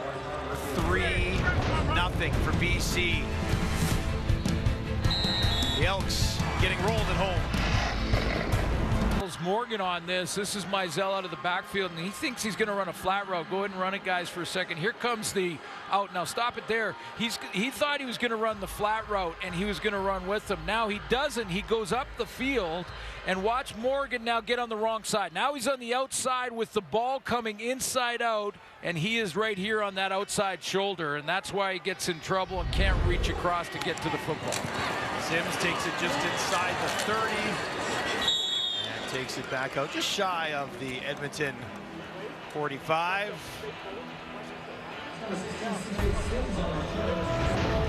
Dane Evans, 2nd passing touchdown of the day. Great news if you got him in fantasy. At Commonwealth, the Tunes have just been killing it. 1st and 10 for Cornelius. Still being shut out near side. Dunbar has it. And Dunbar pushes ahead just shy of a first down. That is Dunbar's 2nd catch of the ball game, and just the 2nd time he's been targeted. A good idea to lean into Stephen Dunbar. I mean, I mentioned he's the #1 targeted receiver. He's been the most consistent offensive player for the Elks, I think, all year. Over 300 yards coming into this game as a touchdown. I mentioned he's those money catches, those 2nd down catches, he leads the team. McAdoo, the offensive coordinator, continuing to search for answers. A team that's averaging just 15 points per game, dead last, and is actually 5 points worse than the 8th place team. So they're not even close to the rest of the group when it comes to producing offense. Well, Cornelius just had 100 yards, just barely over 100 yards passing in week 2 against the Lions, but other teams have struggled against that defense as well. But yeah, I mean, this is a team that in the last 2 years has 15 games under 19 points scored. So you're not going to win many games in Canadian football scoring under 19 points. First down, short yardage, push ahead from Cornelius. Now some pressure from the Lions. Can he get it away? He gets hit. This ball is out. It's laying there. BC picks it up and takes over just inside the 45. And Cornelius tied up, looked like he was going to be sacked. And then was he hit as he kind of went to throw that? Because it came out a little weird. Well, it did, but if he threw it laterally or behind, you know, backwards behind the line here, behind him, then it's a lateral and a live ball. See what they determine. His arm was definitely moving forward, I think. So if it is forward. Yeah, his arm was hit as he went to throw it. You throw that lateral, it's a live ball. if it goes backwards from the quarterback.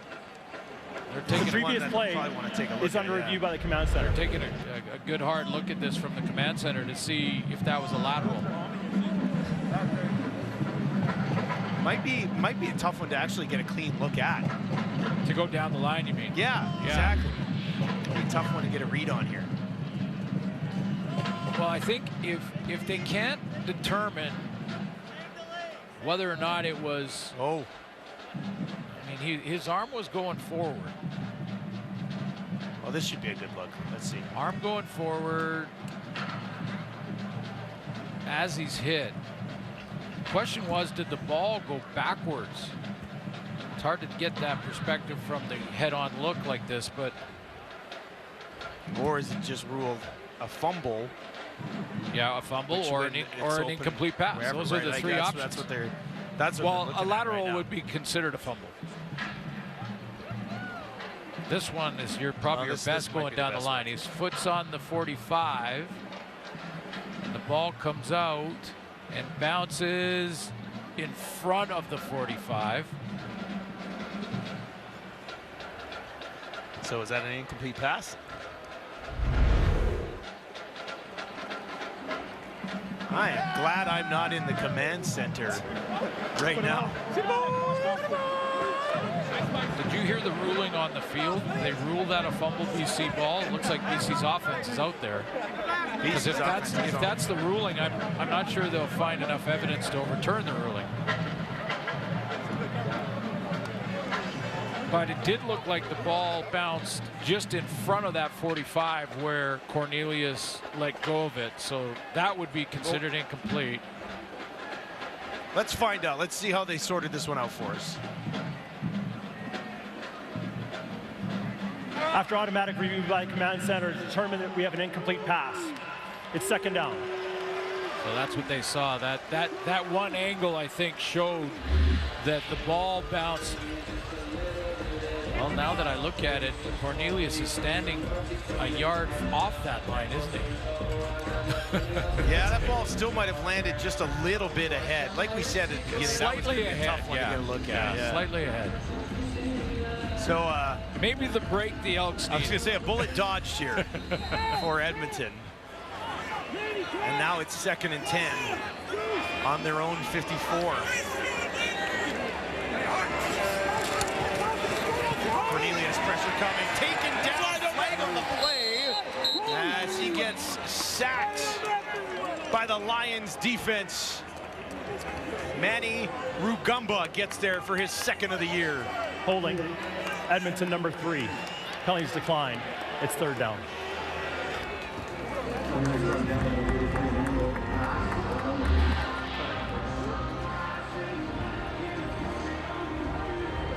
Haladic at the top, he's blitzing.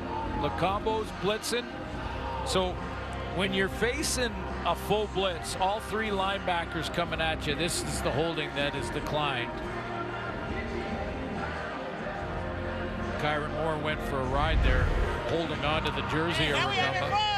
But when you're blitzing all 3 linebackers, you can't block them all. So Cornelius's progression has got to be a hot route. It's got to be, I get it in my hands in shotgun, and it's out of my hands immediately. Like, it's got to be 1-2 bang. And if you keep dropping back, they're going to get home because you can't block them all. So it's a combination of Cornelius maybe not seeing the hot route, or maybe there isn't an available hot route, and that's on the coaching staff. 7th consecutive punt for Edmonton. And how about this stat? The furthest the Elks have got down the field, the BC Lions 54. They have not been past the BC 54. Williams, short return to the 30 and no further. Cornelius under pressure on this last drive. Moore held his man, didn't matter. You know, part of it is coaching. You gotta have a route there available against the blitz.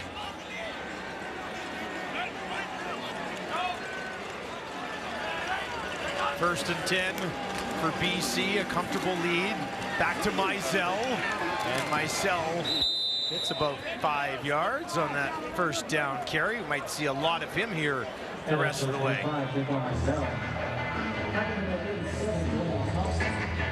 He's been good getting back into the lineup. 23-yard touchdown, 30 yards through the air, 63 yards on the ground. And now we know they've got depth at the running back position as well with Shivers, who we saw the last couple of games. Yeah, and he's got that first touchdown on the board. When you get that first one, you get started, you get on a roll. Dane Evans, 235 and 2 touchdowns. Gets this one away to Hatcher, hauls it in at midfield. Tripped up just past there, but another catch for Hatcher. And his nice day continues. 5th catch of the game. That'll put him over 80 yards. Yeah, really working it to Hatcher. And Hatcher, you know, he's closing in on a 100-yard game, but if you add up all the times that he created a foul, yeah, a pass interference foul, he'd probably be at 300 right now. Few big ones. Yeah.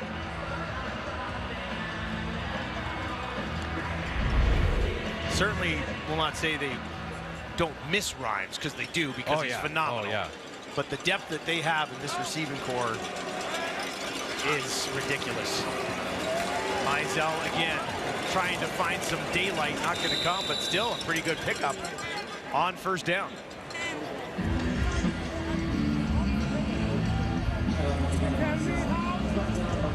They have been settling in real nice after taking over for Vernon Adams against Saskatchewan. Threw for over 200 yards in that one and a touchdown and interception. And I like what he said at the end of the game when we interviewed him, and he was, I think Red Dort was interviewing him and said, you know, this is Vernon's team, but now my role changes and I'm going to try to play my role.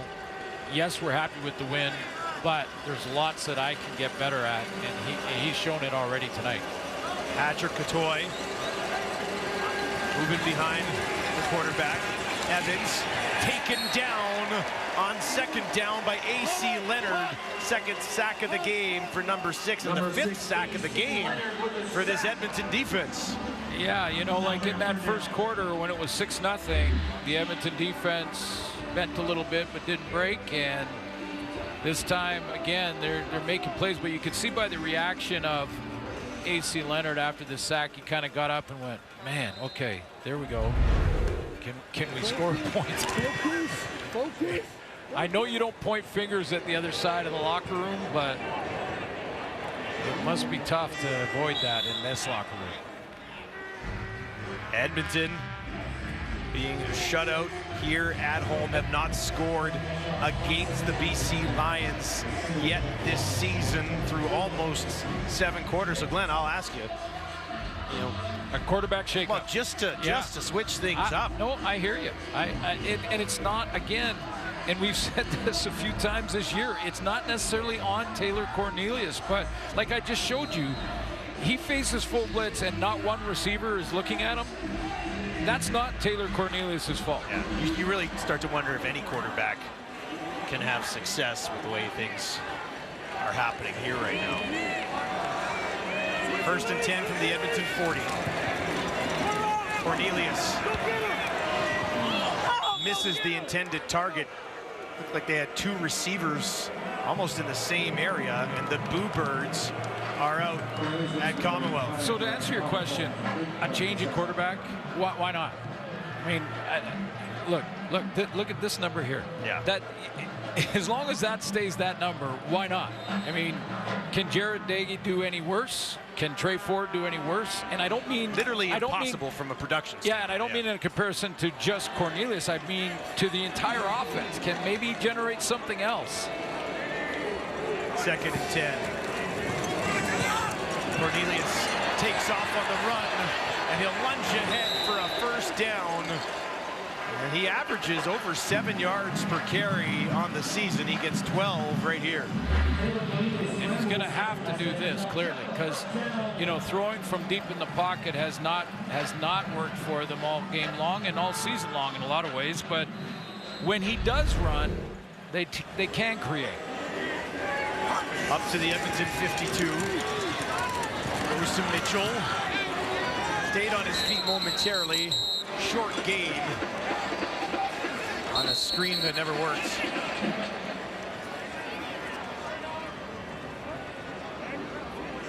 A tough road here at home for Cornelius. Well, we're getting closer to the fourth quarter, so that board that we didn't want to show is getting closer to being revealed. But you know, again, it's tough because this is an athlete that is putting the work in. He's doing everything he can. You know, clearly it's not completely his responsibility, as the example I showed you when he faced that blitz and didn't have a receiver available. You know, that's a scheme issue and a recognition issue. Jared Daggy started a game against Ottawa. They didn't win that one. He's looked fine in a couple of relief appearances. Absolutely. Yeah. So, you know, maybe you give him a series or two to see if he can generate something, some level of excitement. Timer, please reset the clock to 2:57. And part of that change is not really measurable, but maybe it's just in the body language. You know, maybe it's just like a new guy comes out and the huddle feels a little different, and the guys, you know, the body language changes a little, and you get a little spark. I don't know, but I guess the Captain Obvious comment is status quo has not been working. And if you continue to repeat it, it's the definition of insanity. Here's Cornelius, pressured again, gets it away as he's thrown to the turf by Lacombo, and it falls incomplete. And Julian will have to kick it away. They have punted every single possession. And that's what I mean about the go ahead and run it, guys. You got another blitz coming here. But this is what I mean about the body language. If we have time to keep rolling this, watch Cornelius get up here. I mean, it's like he's had enough. I mean, watch, he'll shake his head, he kind of passes it, and then he shakes his head walking off. It just, he looks beat down. Looks like he's at a loss of. Yeah. So maybe that change, just that body language change. Daggy comes out with a little jump in his step because he's getting a chance to play. Maybe that makes a difference. Marcus Sales on the short return, and we'll head to break. Cornelius, another long, frustrating afternoon against the BC. Evans in his first start with the BC Lions. For more on him, let's send it down to Ryan Rashad. Had a great chat with him the other day. He actually taught me something. Talked a lot about how quarterbacks have this continuity between their eyes and their feet. After they take the snap, when they're dropping back, they time their reads with their footsteps. The problem for Dane Evans last year was he had some injuries that meant he had to shuffle back a lot more. Some hip stuff, some rib stuff, he wasn't comfortable, and he said it really threw off his rhythm with his reads and his footwork. Finally healthy again this year, guys. It's something he feels is getting much better. As he drops back, with each step, he makes a read, and he feels he's much more in sync this year. Well, it's been working. I mean, from what we've seen so far here and when he came in last week for VA. Yeah, you know, and there's a flag here, I think, going against BC. But the other part of that equation that Ryan just talked about was the receiver's route depth. So his eyes, his feet are all coordinated with his drop, and that drop is coordinated with the receiver's route depth. And again, like Cornelius. Holding BC number 54. 10-yard penalty, remains first down. Cornelius retreating against the blitz with route depth that's too deep against that defense. He doesn't have a chance.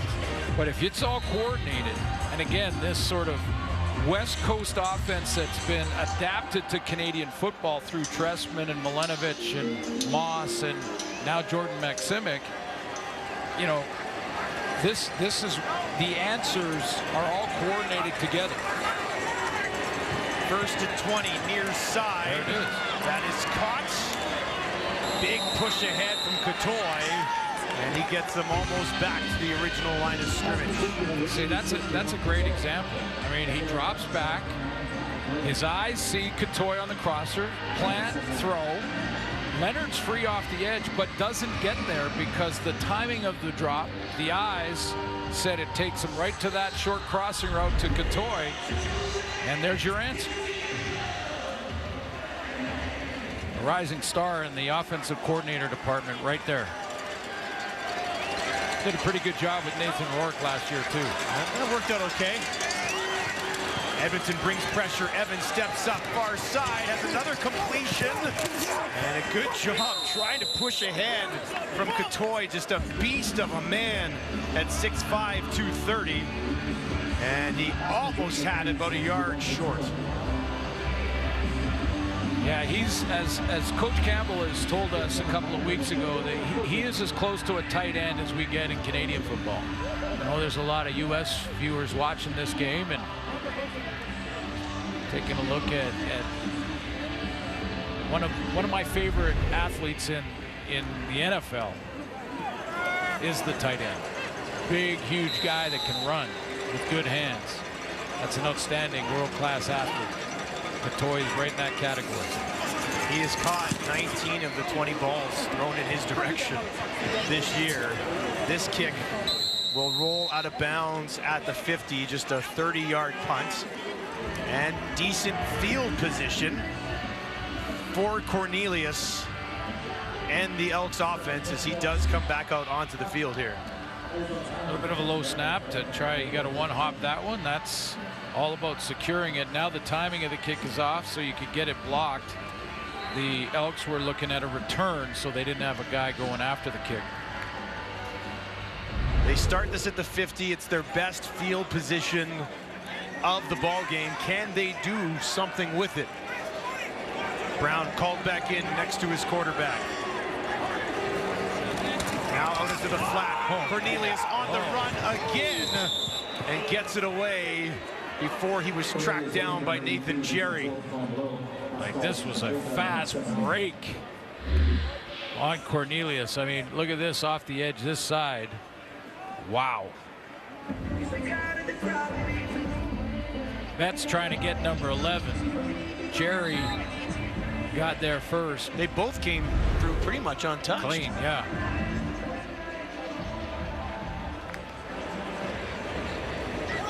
Look at Jerry. First round pick out of the U of S, 24 years old, second year. Cornelius gets it out to his running back, to the line of scrimmage, and no further. You can hear the boos out again through 3 quarters.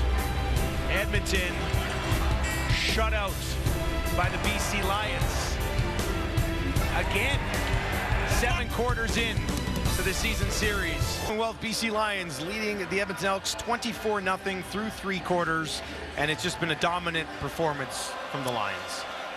Yeah, another great performance on defense. You mentioned the shutout. They're still pitching a shutout now for 7 quarters against the Elks. And, you know, in some ways, I feel for Taylor Cornelius in a lot of ways, but he does look like he's beat down. And, you know, I wonder about the change, because can you find any way to get him the confidence he needs to go out? I watch him coming on and off the field now, and he doesn't really talk to the O-line. I mean, he's not trying to fire anybody up. He's not saying, let's go. He kind of, and again, it's hard to blame him when you show examples of not getting any help against a blitz and things like that. Yeah. Hard to blame him, but at the same time, you got to power through when you're the leader of the football team. And maybe it's one of those situations, Dustin, where you pull the goalie so you don't lose his confidence forever.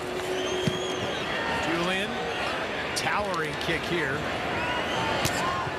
Williams goes and gets it after a 60-yard punt.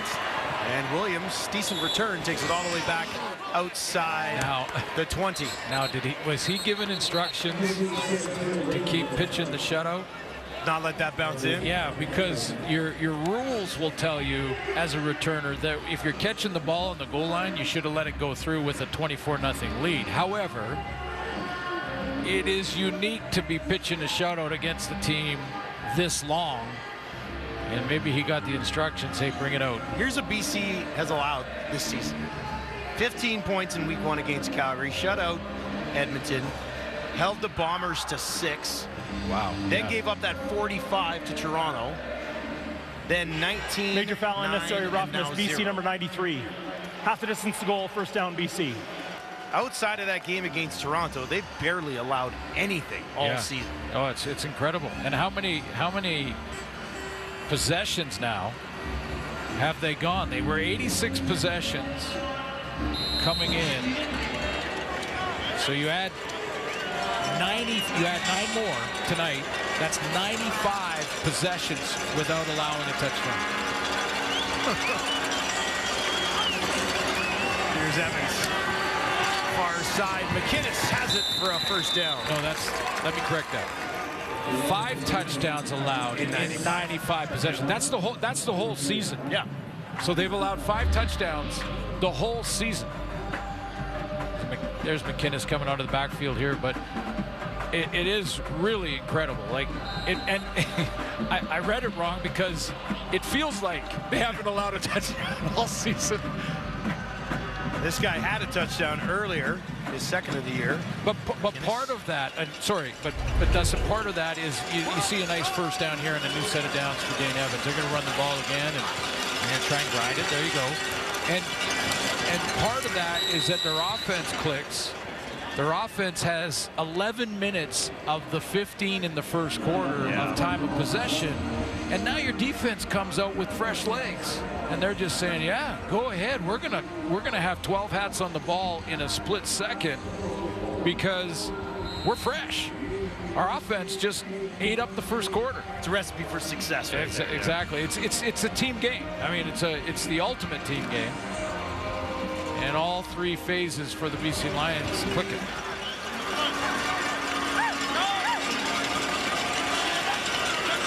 Second and 6. Evans looks to his left. That's where he's going to go. Lucky Whitehead has it. And he has a first down right at the 35. Now here's one. Now, and I'm really nitpicking now because we talk about how good this Lions team is, his defense, this dynamic offense. Lucky Whitehead hasn't had a catch over 30 yards. Now, I know he's been on off the roster because of injury, so that's part of it. Yeah.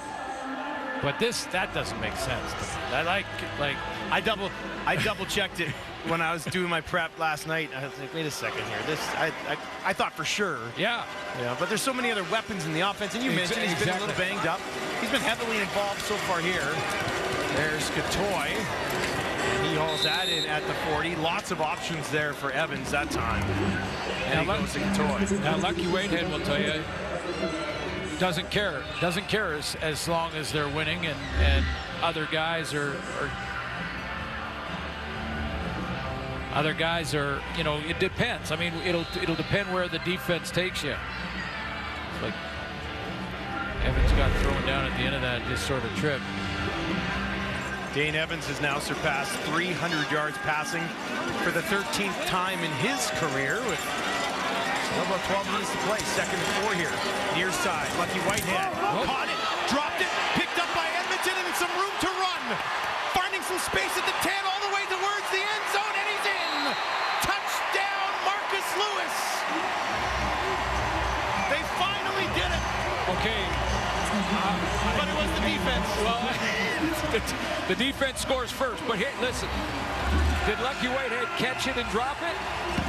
It was quick, wasn't it? Or did he drop it? Catch and then try to put it in his stomach? That's incomplete, isn't it, you think? Well, it'll be automatically looked at. The previous play, it's under review by command It's center. automatically under review.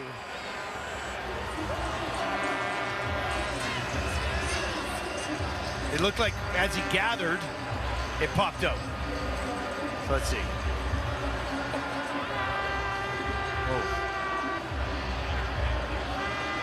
I'll tell you, it was you know, he had it in his hand. Like you don't have to necessarily tuck it under your arm to have possession. You can have it in your hands and be in possession of the ball. You're saying he had control of that football. Yeah, so like this control there, and then he tried to put it in, then lost it himself.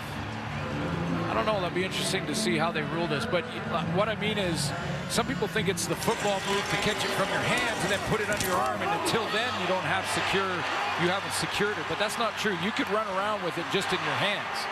That's securing the football and the catch too. So this would be then, under that premise, ruled a fumble. is a tough one.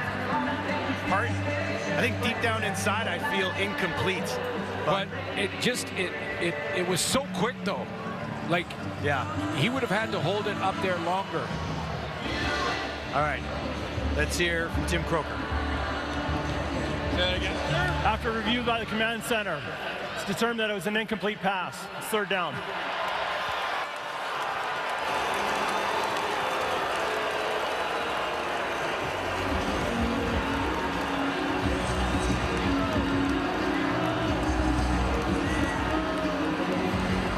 Great shot. That says it all. That says it all right there. Nice work, guys. That says it all if you're an Edmonton fan right there. So it will be 3rd and 4. And the goose egg remains on the board as Flintoff gets ready to kick this away.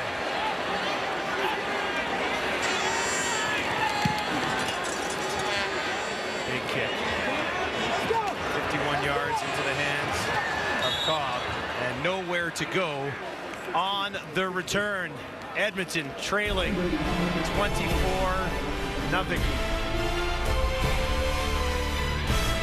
Off. Yeah. We tried to hold off, but here comes the slide. We weren't going to show it unless we absolutely have to. I just don't. 11-23.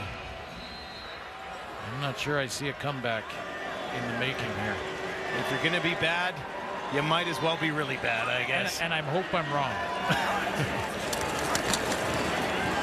Hand it off. This is Brooks getting into the game. And a sign of life. For the first time today, they actually give the ball to Shannon Brooks. And he goes for 18, longest running play of the ball game for either team. Yeah, good effort. Like, just, control what you can control if you're Brooks. Shannon Brooks, you're saying, I'm going to control what I can control. I got the ball in my hand and do what I can do. Cornelius go again. Pitches it ahead, and he's tracked down this time by Woods. But another solid pickup from Brooks.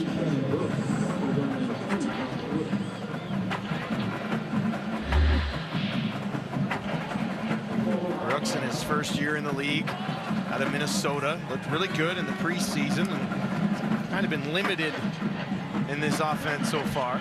Tell you what I'm wondering now. Matthew Betts get number 11. Cornelius takes it himself. Flag in the secondary as he has enough or very close to a first down.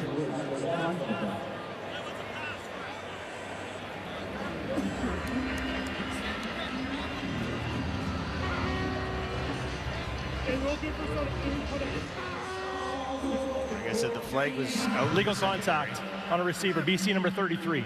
This is a 10-yard penalty, and it makes it a first down. Manny Rugamba, the guilty individual with his hands on his hips. That was an intended target, or at least the receiver that was grabbed. Yeah, there's the contact. I think they said 20, but it was actually Rugamba.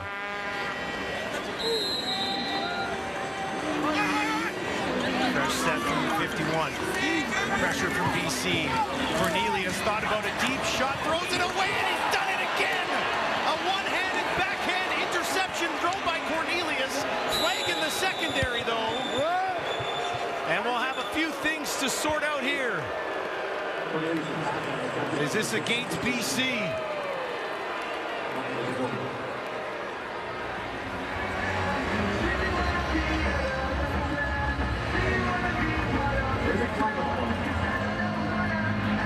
Legal contact on a receiver, BC number 29. 10-yard penalty makes it a first down. Breath of fresh air for the Edmonton offense. I think it was on Kyron Moore. Yeah, he just was on the curl and go. No question on that penalty by Edwards Cooper. Empty backfield, 3 to the right, 3 to the left. Cornelius completely misses Mitchell. I don't know if it was a miscommunication or a bad throw, but it falls incomplete.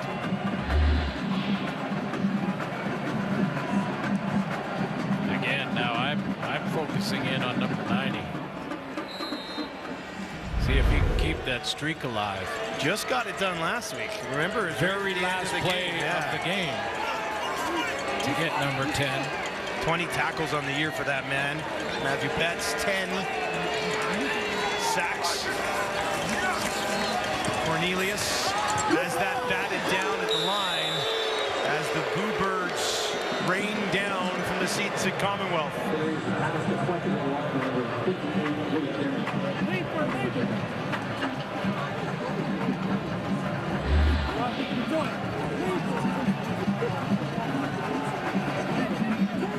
Good to see Woody Barron back in there because remember he was nicked early on, so good to see him for Lions fans and for Elks fans. Oh, here we go. They are going to attempt break the shutout. The longest field goal of the season here for Dane Faithful from just inside 50, a 48-yarder to actually get on the board. And it's not even close. They're running out. And it'll be brought back by Williams. And things go from bad to embarrassing for Edmonton.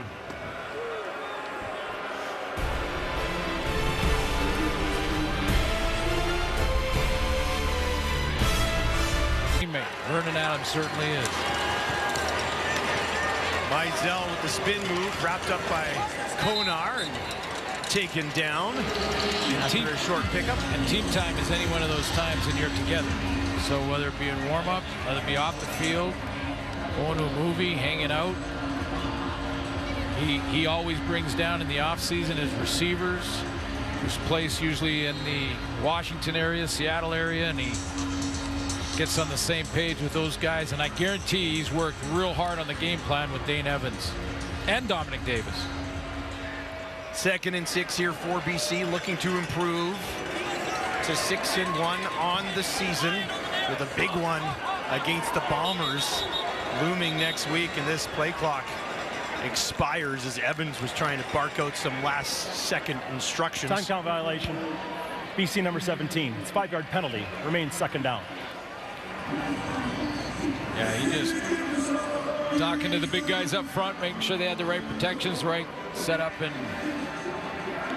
Dane took full responsibility there. So 2nd and 11. Evans over 300 yards, 22 of 29, 23 of 29, I believe, and 2 touchdowns. Hatcher, Whitehead, Katoy, all with 5 catches. Looks to Whitehead again. He's got it. Forced out of bounds at about the 18-yard line, and that will bring up 3rd down for the Lions. But room to punt. This one play gives them that, so there's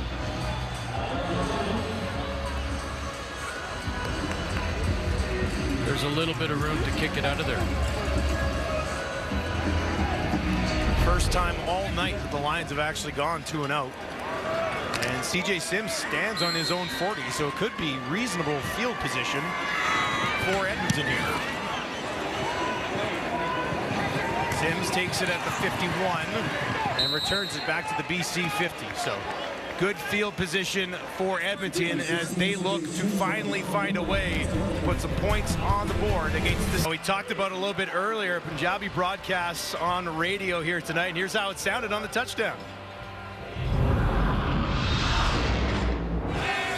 Dane Evans, सज्जे पासे scramble कर रहे हैं, सिटिया end zone दे विच, touchdown, बड़ा बढ़िया कैच, झंडा कट देता, छक्का भेजिया करके touchdown, BC Lions. Awesome. Nailed it. Nailed it. I chatted with the guys, Harpreet and Tack, at halftime. Pretty excited to be doing what they're doing over there. That's fantastic. Said we catch up after the game. Well done, guys. Cornelius gets it to Brown, who has nowhere to go. I'm trying to think back in this football game. What's the farthest they've thrown that ball down the field? I can't remember them. Can't remember them opening that up. Oh, there they are. They got a look at it when we were talking about them. They say yeah, it's a little different on the radio than it is on TV. I said, yeah, you can make up whatever you want when you're on the radio.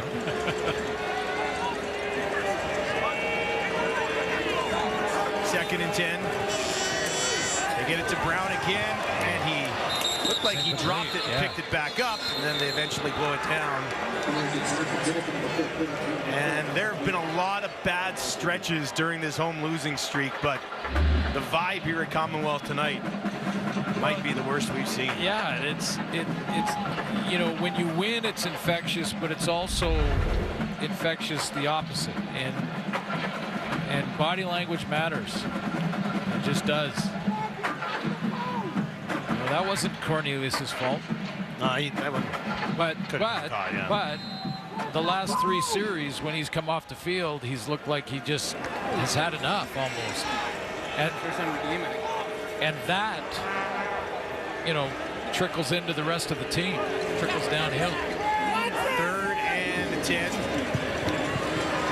Cornelius down the field, intercepted just inside the 35. Lacombo goes and gets it.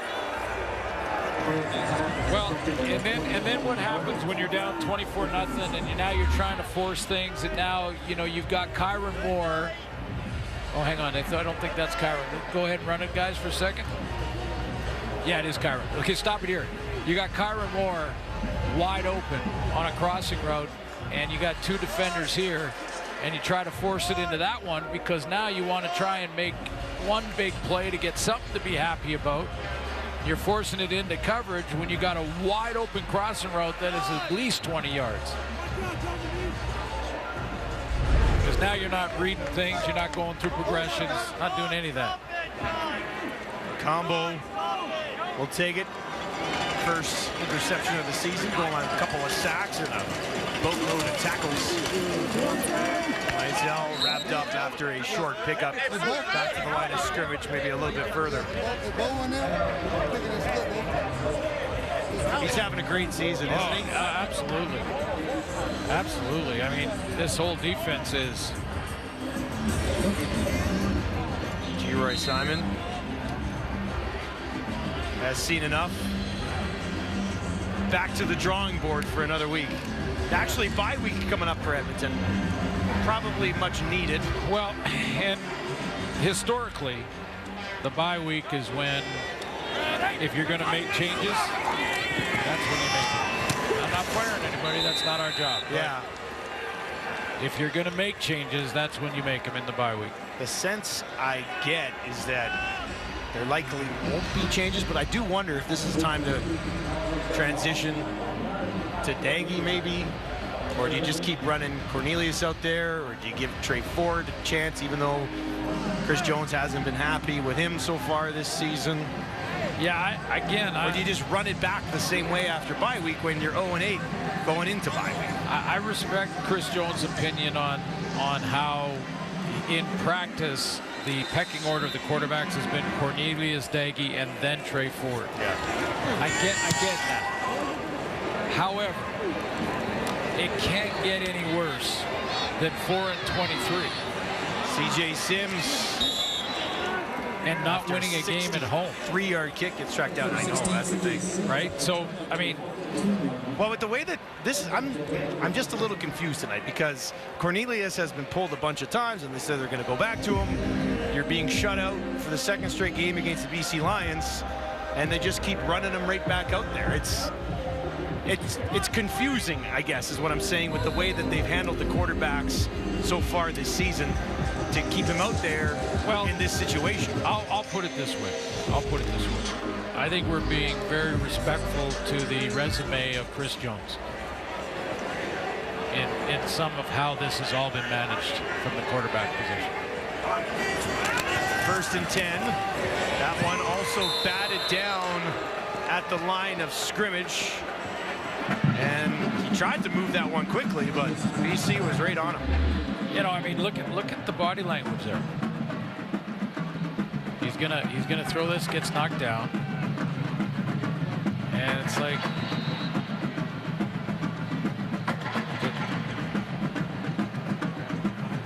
Cornelius started 10 of 12. Since then, he's 5 of 16. And an interception. This time, he's going to look down the field. Mitchell got it midfield. Cuts it inside at the 40.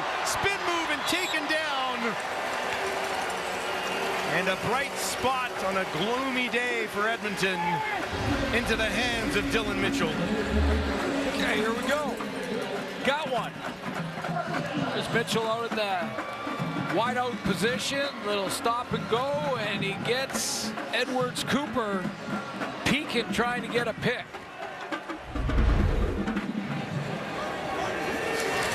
.54 yards, and now an interception. Oh boy.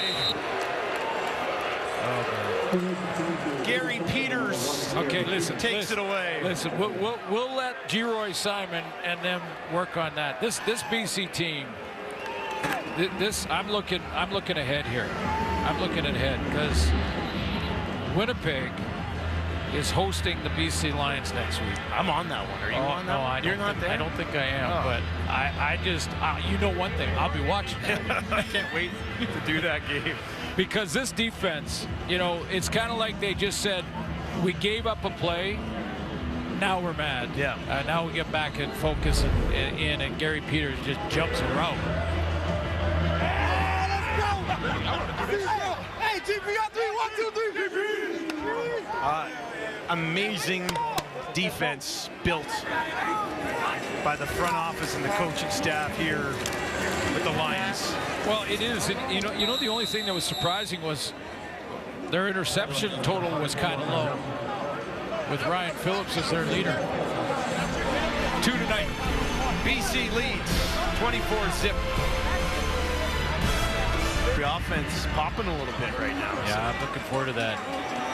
Cody Fajardo is among the leaders in the deep ball.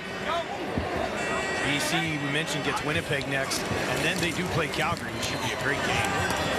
First down completed to Hollins by Dane Evans, who's really looked good in this first start of the year. Yeah, he has, and you know, I'm guessing the reason he's still in at 25-0 is because that he hasn't had a lot of reps. Get him those reps, game reps, yeah.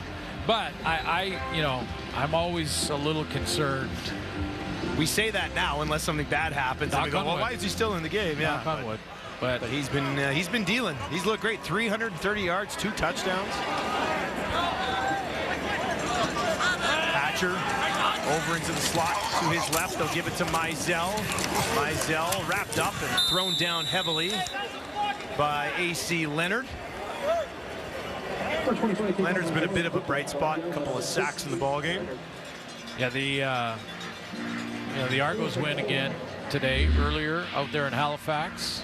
Thank you to the whole region for being such great hosts. It looked like a fantastic time. And then I know a time that in Halifax, it's been a rough month or so with their floods and things that have happened.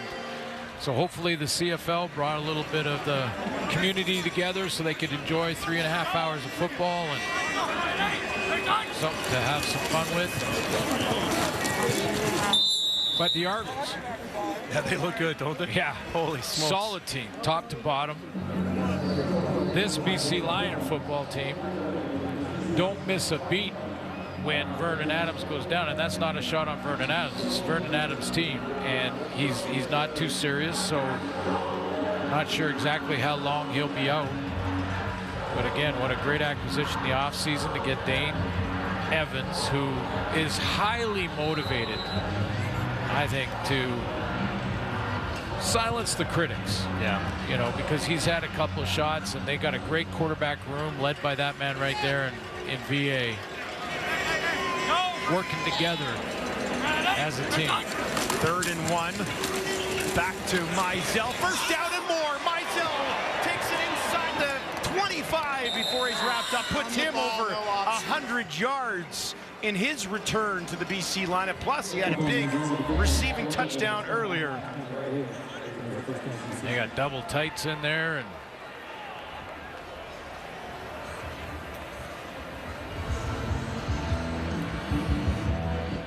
Dane Evans was calling touchdown just a little bit early, but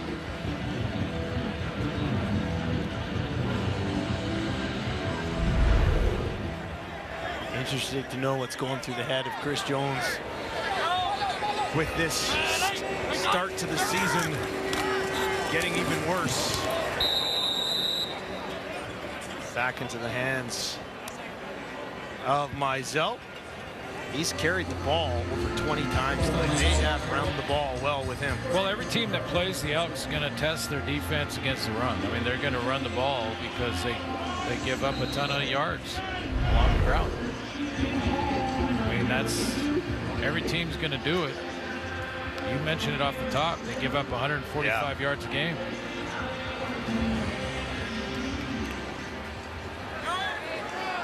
Had his first CFL touchdown earlier in the game through the air. Hasn't had one on the ground just yet. Short pickup on second down here. So Edmonton goes into a bye week. Then they're back at home against the Bombers, which could possibly push this losing streak to 22. Put the board up. Nobody ever has been worse at home than the Elks have been since 2019.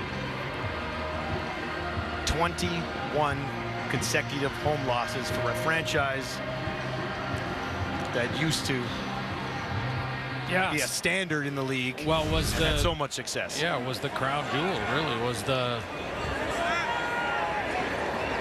just manufacturing quarterbacks and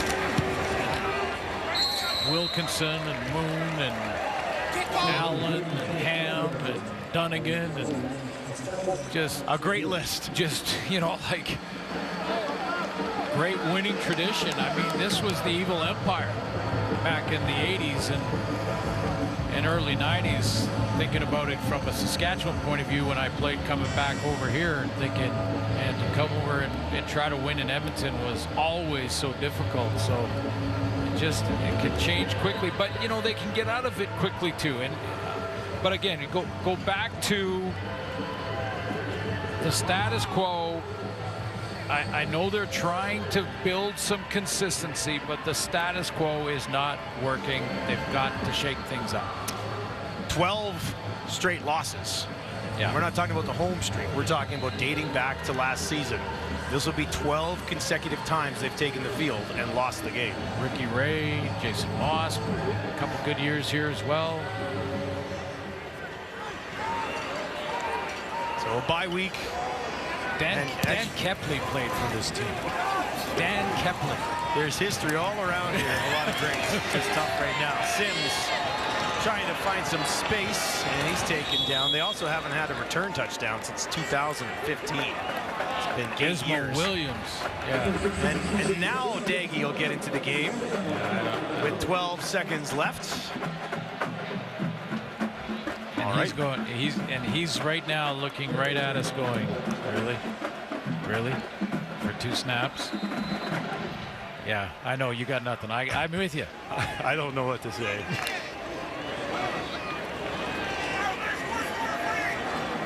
So number 12 gets in with 12 seconds left and his team trailing 27-0. Late draw to Brown, and you know, decent chunk on first down as the clock ticks down in this ball game. Is this Matthew Betts? Is this where the streak comes to an end? I don't think. Another last second? Is Daggy going to drop back here? Because I don't see. Betts isn't even on the field. He's not. Yeah. He's resting. So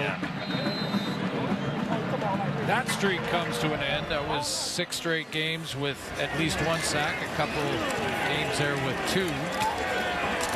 Total of 10. Last guy to do that was 2018 Charleston Hughes.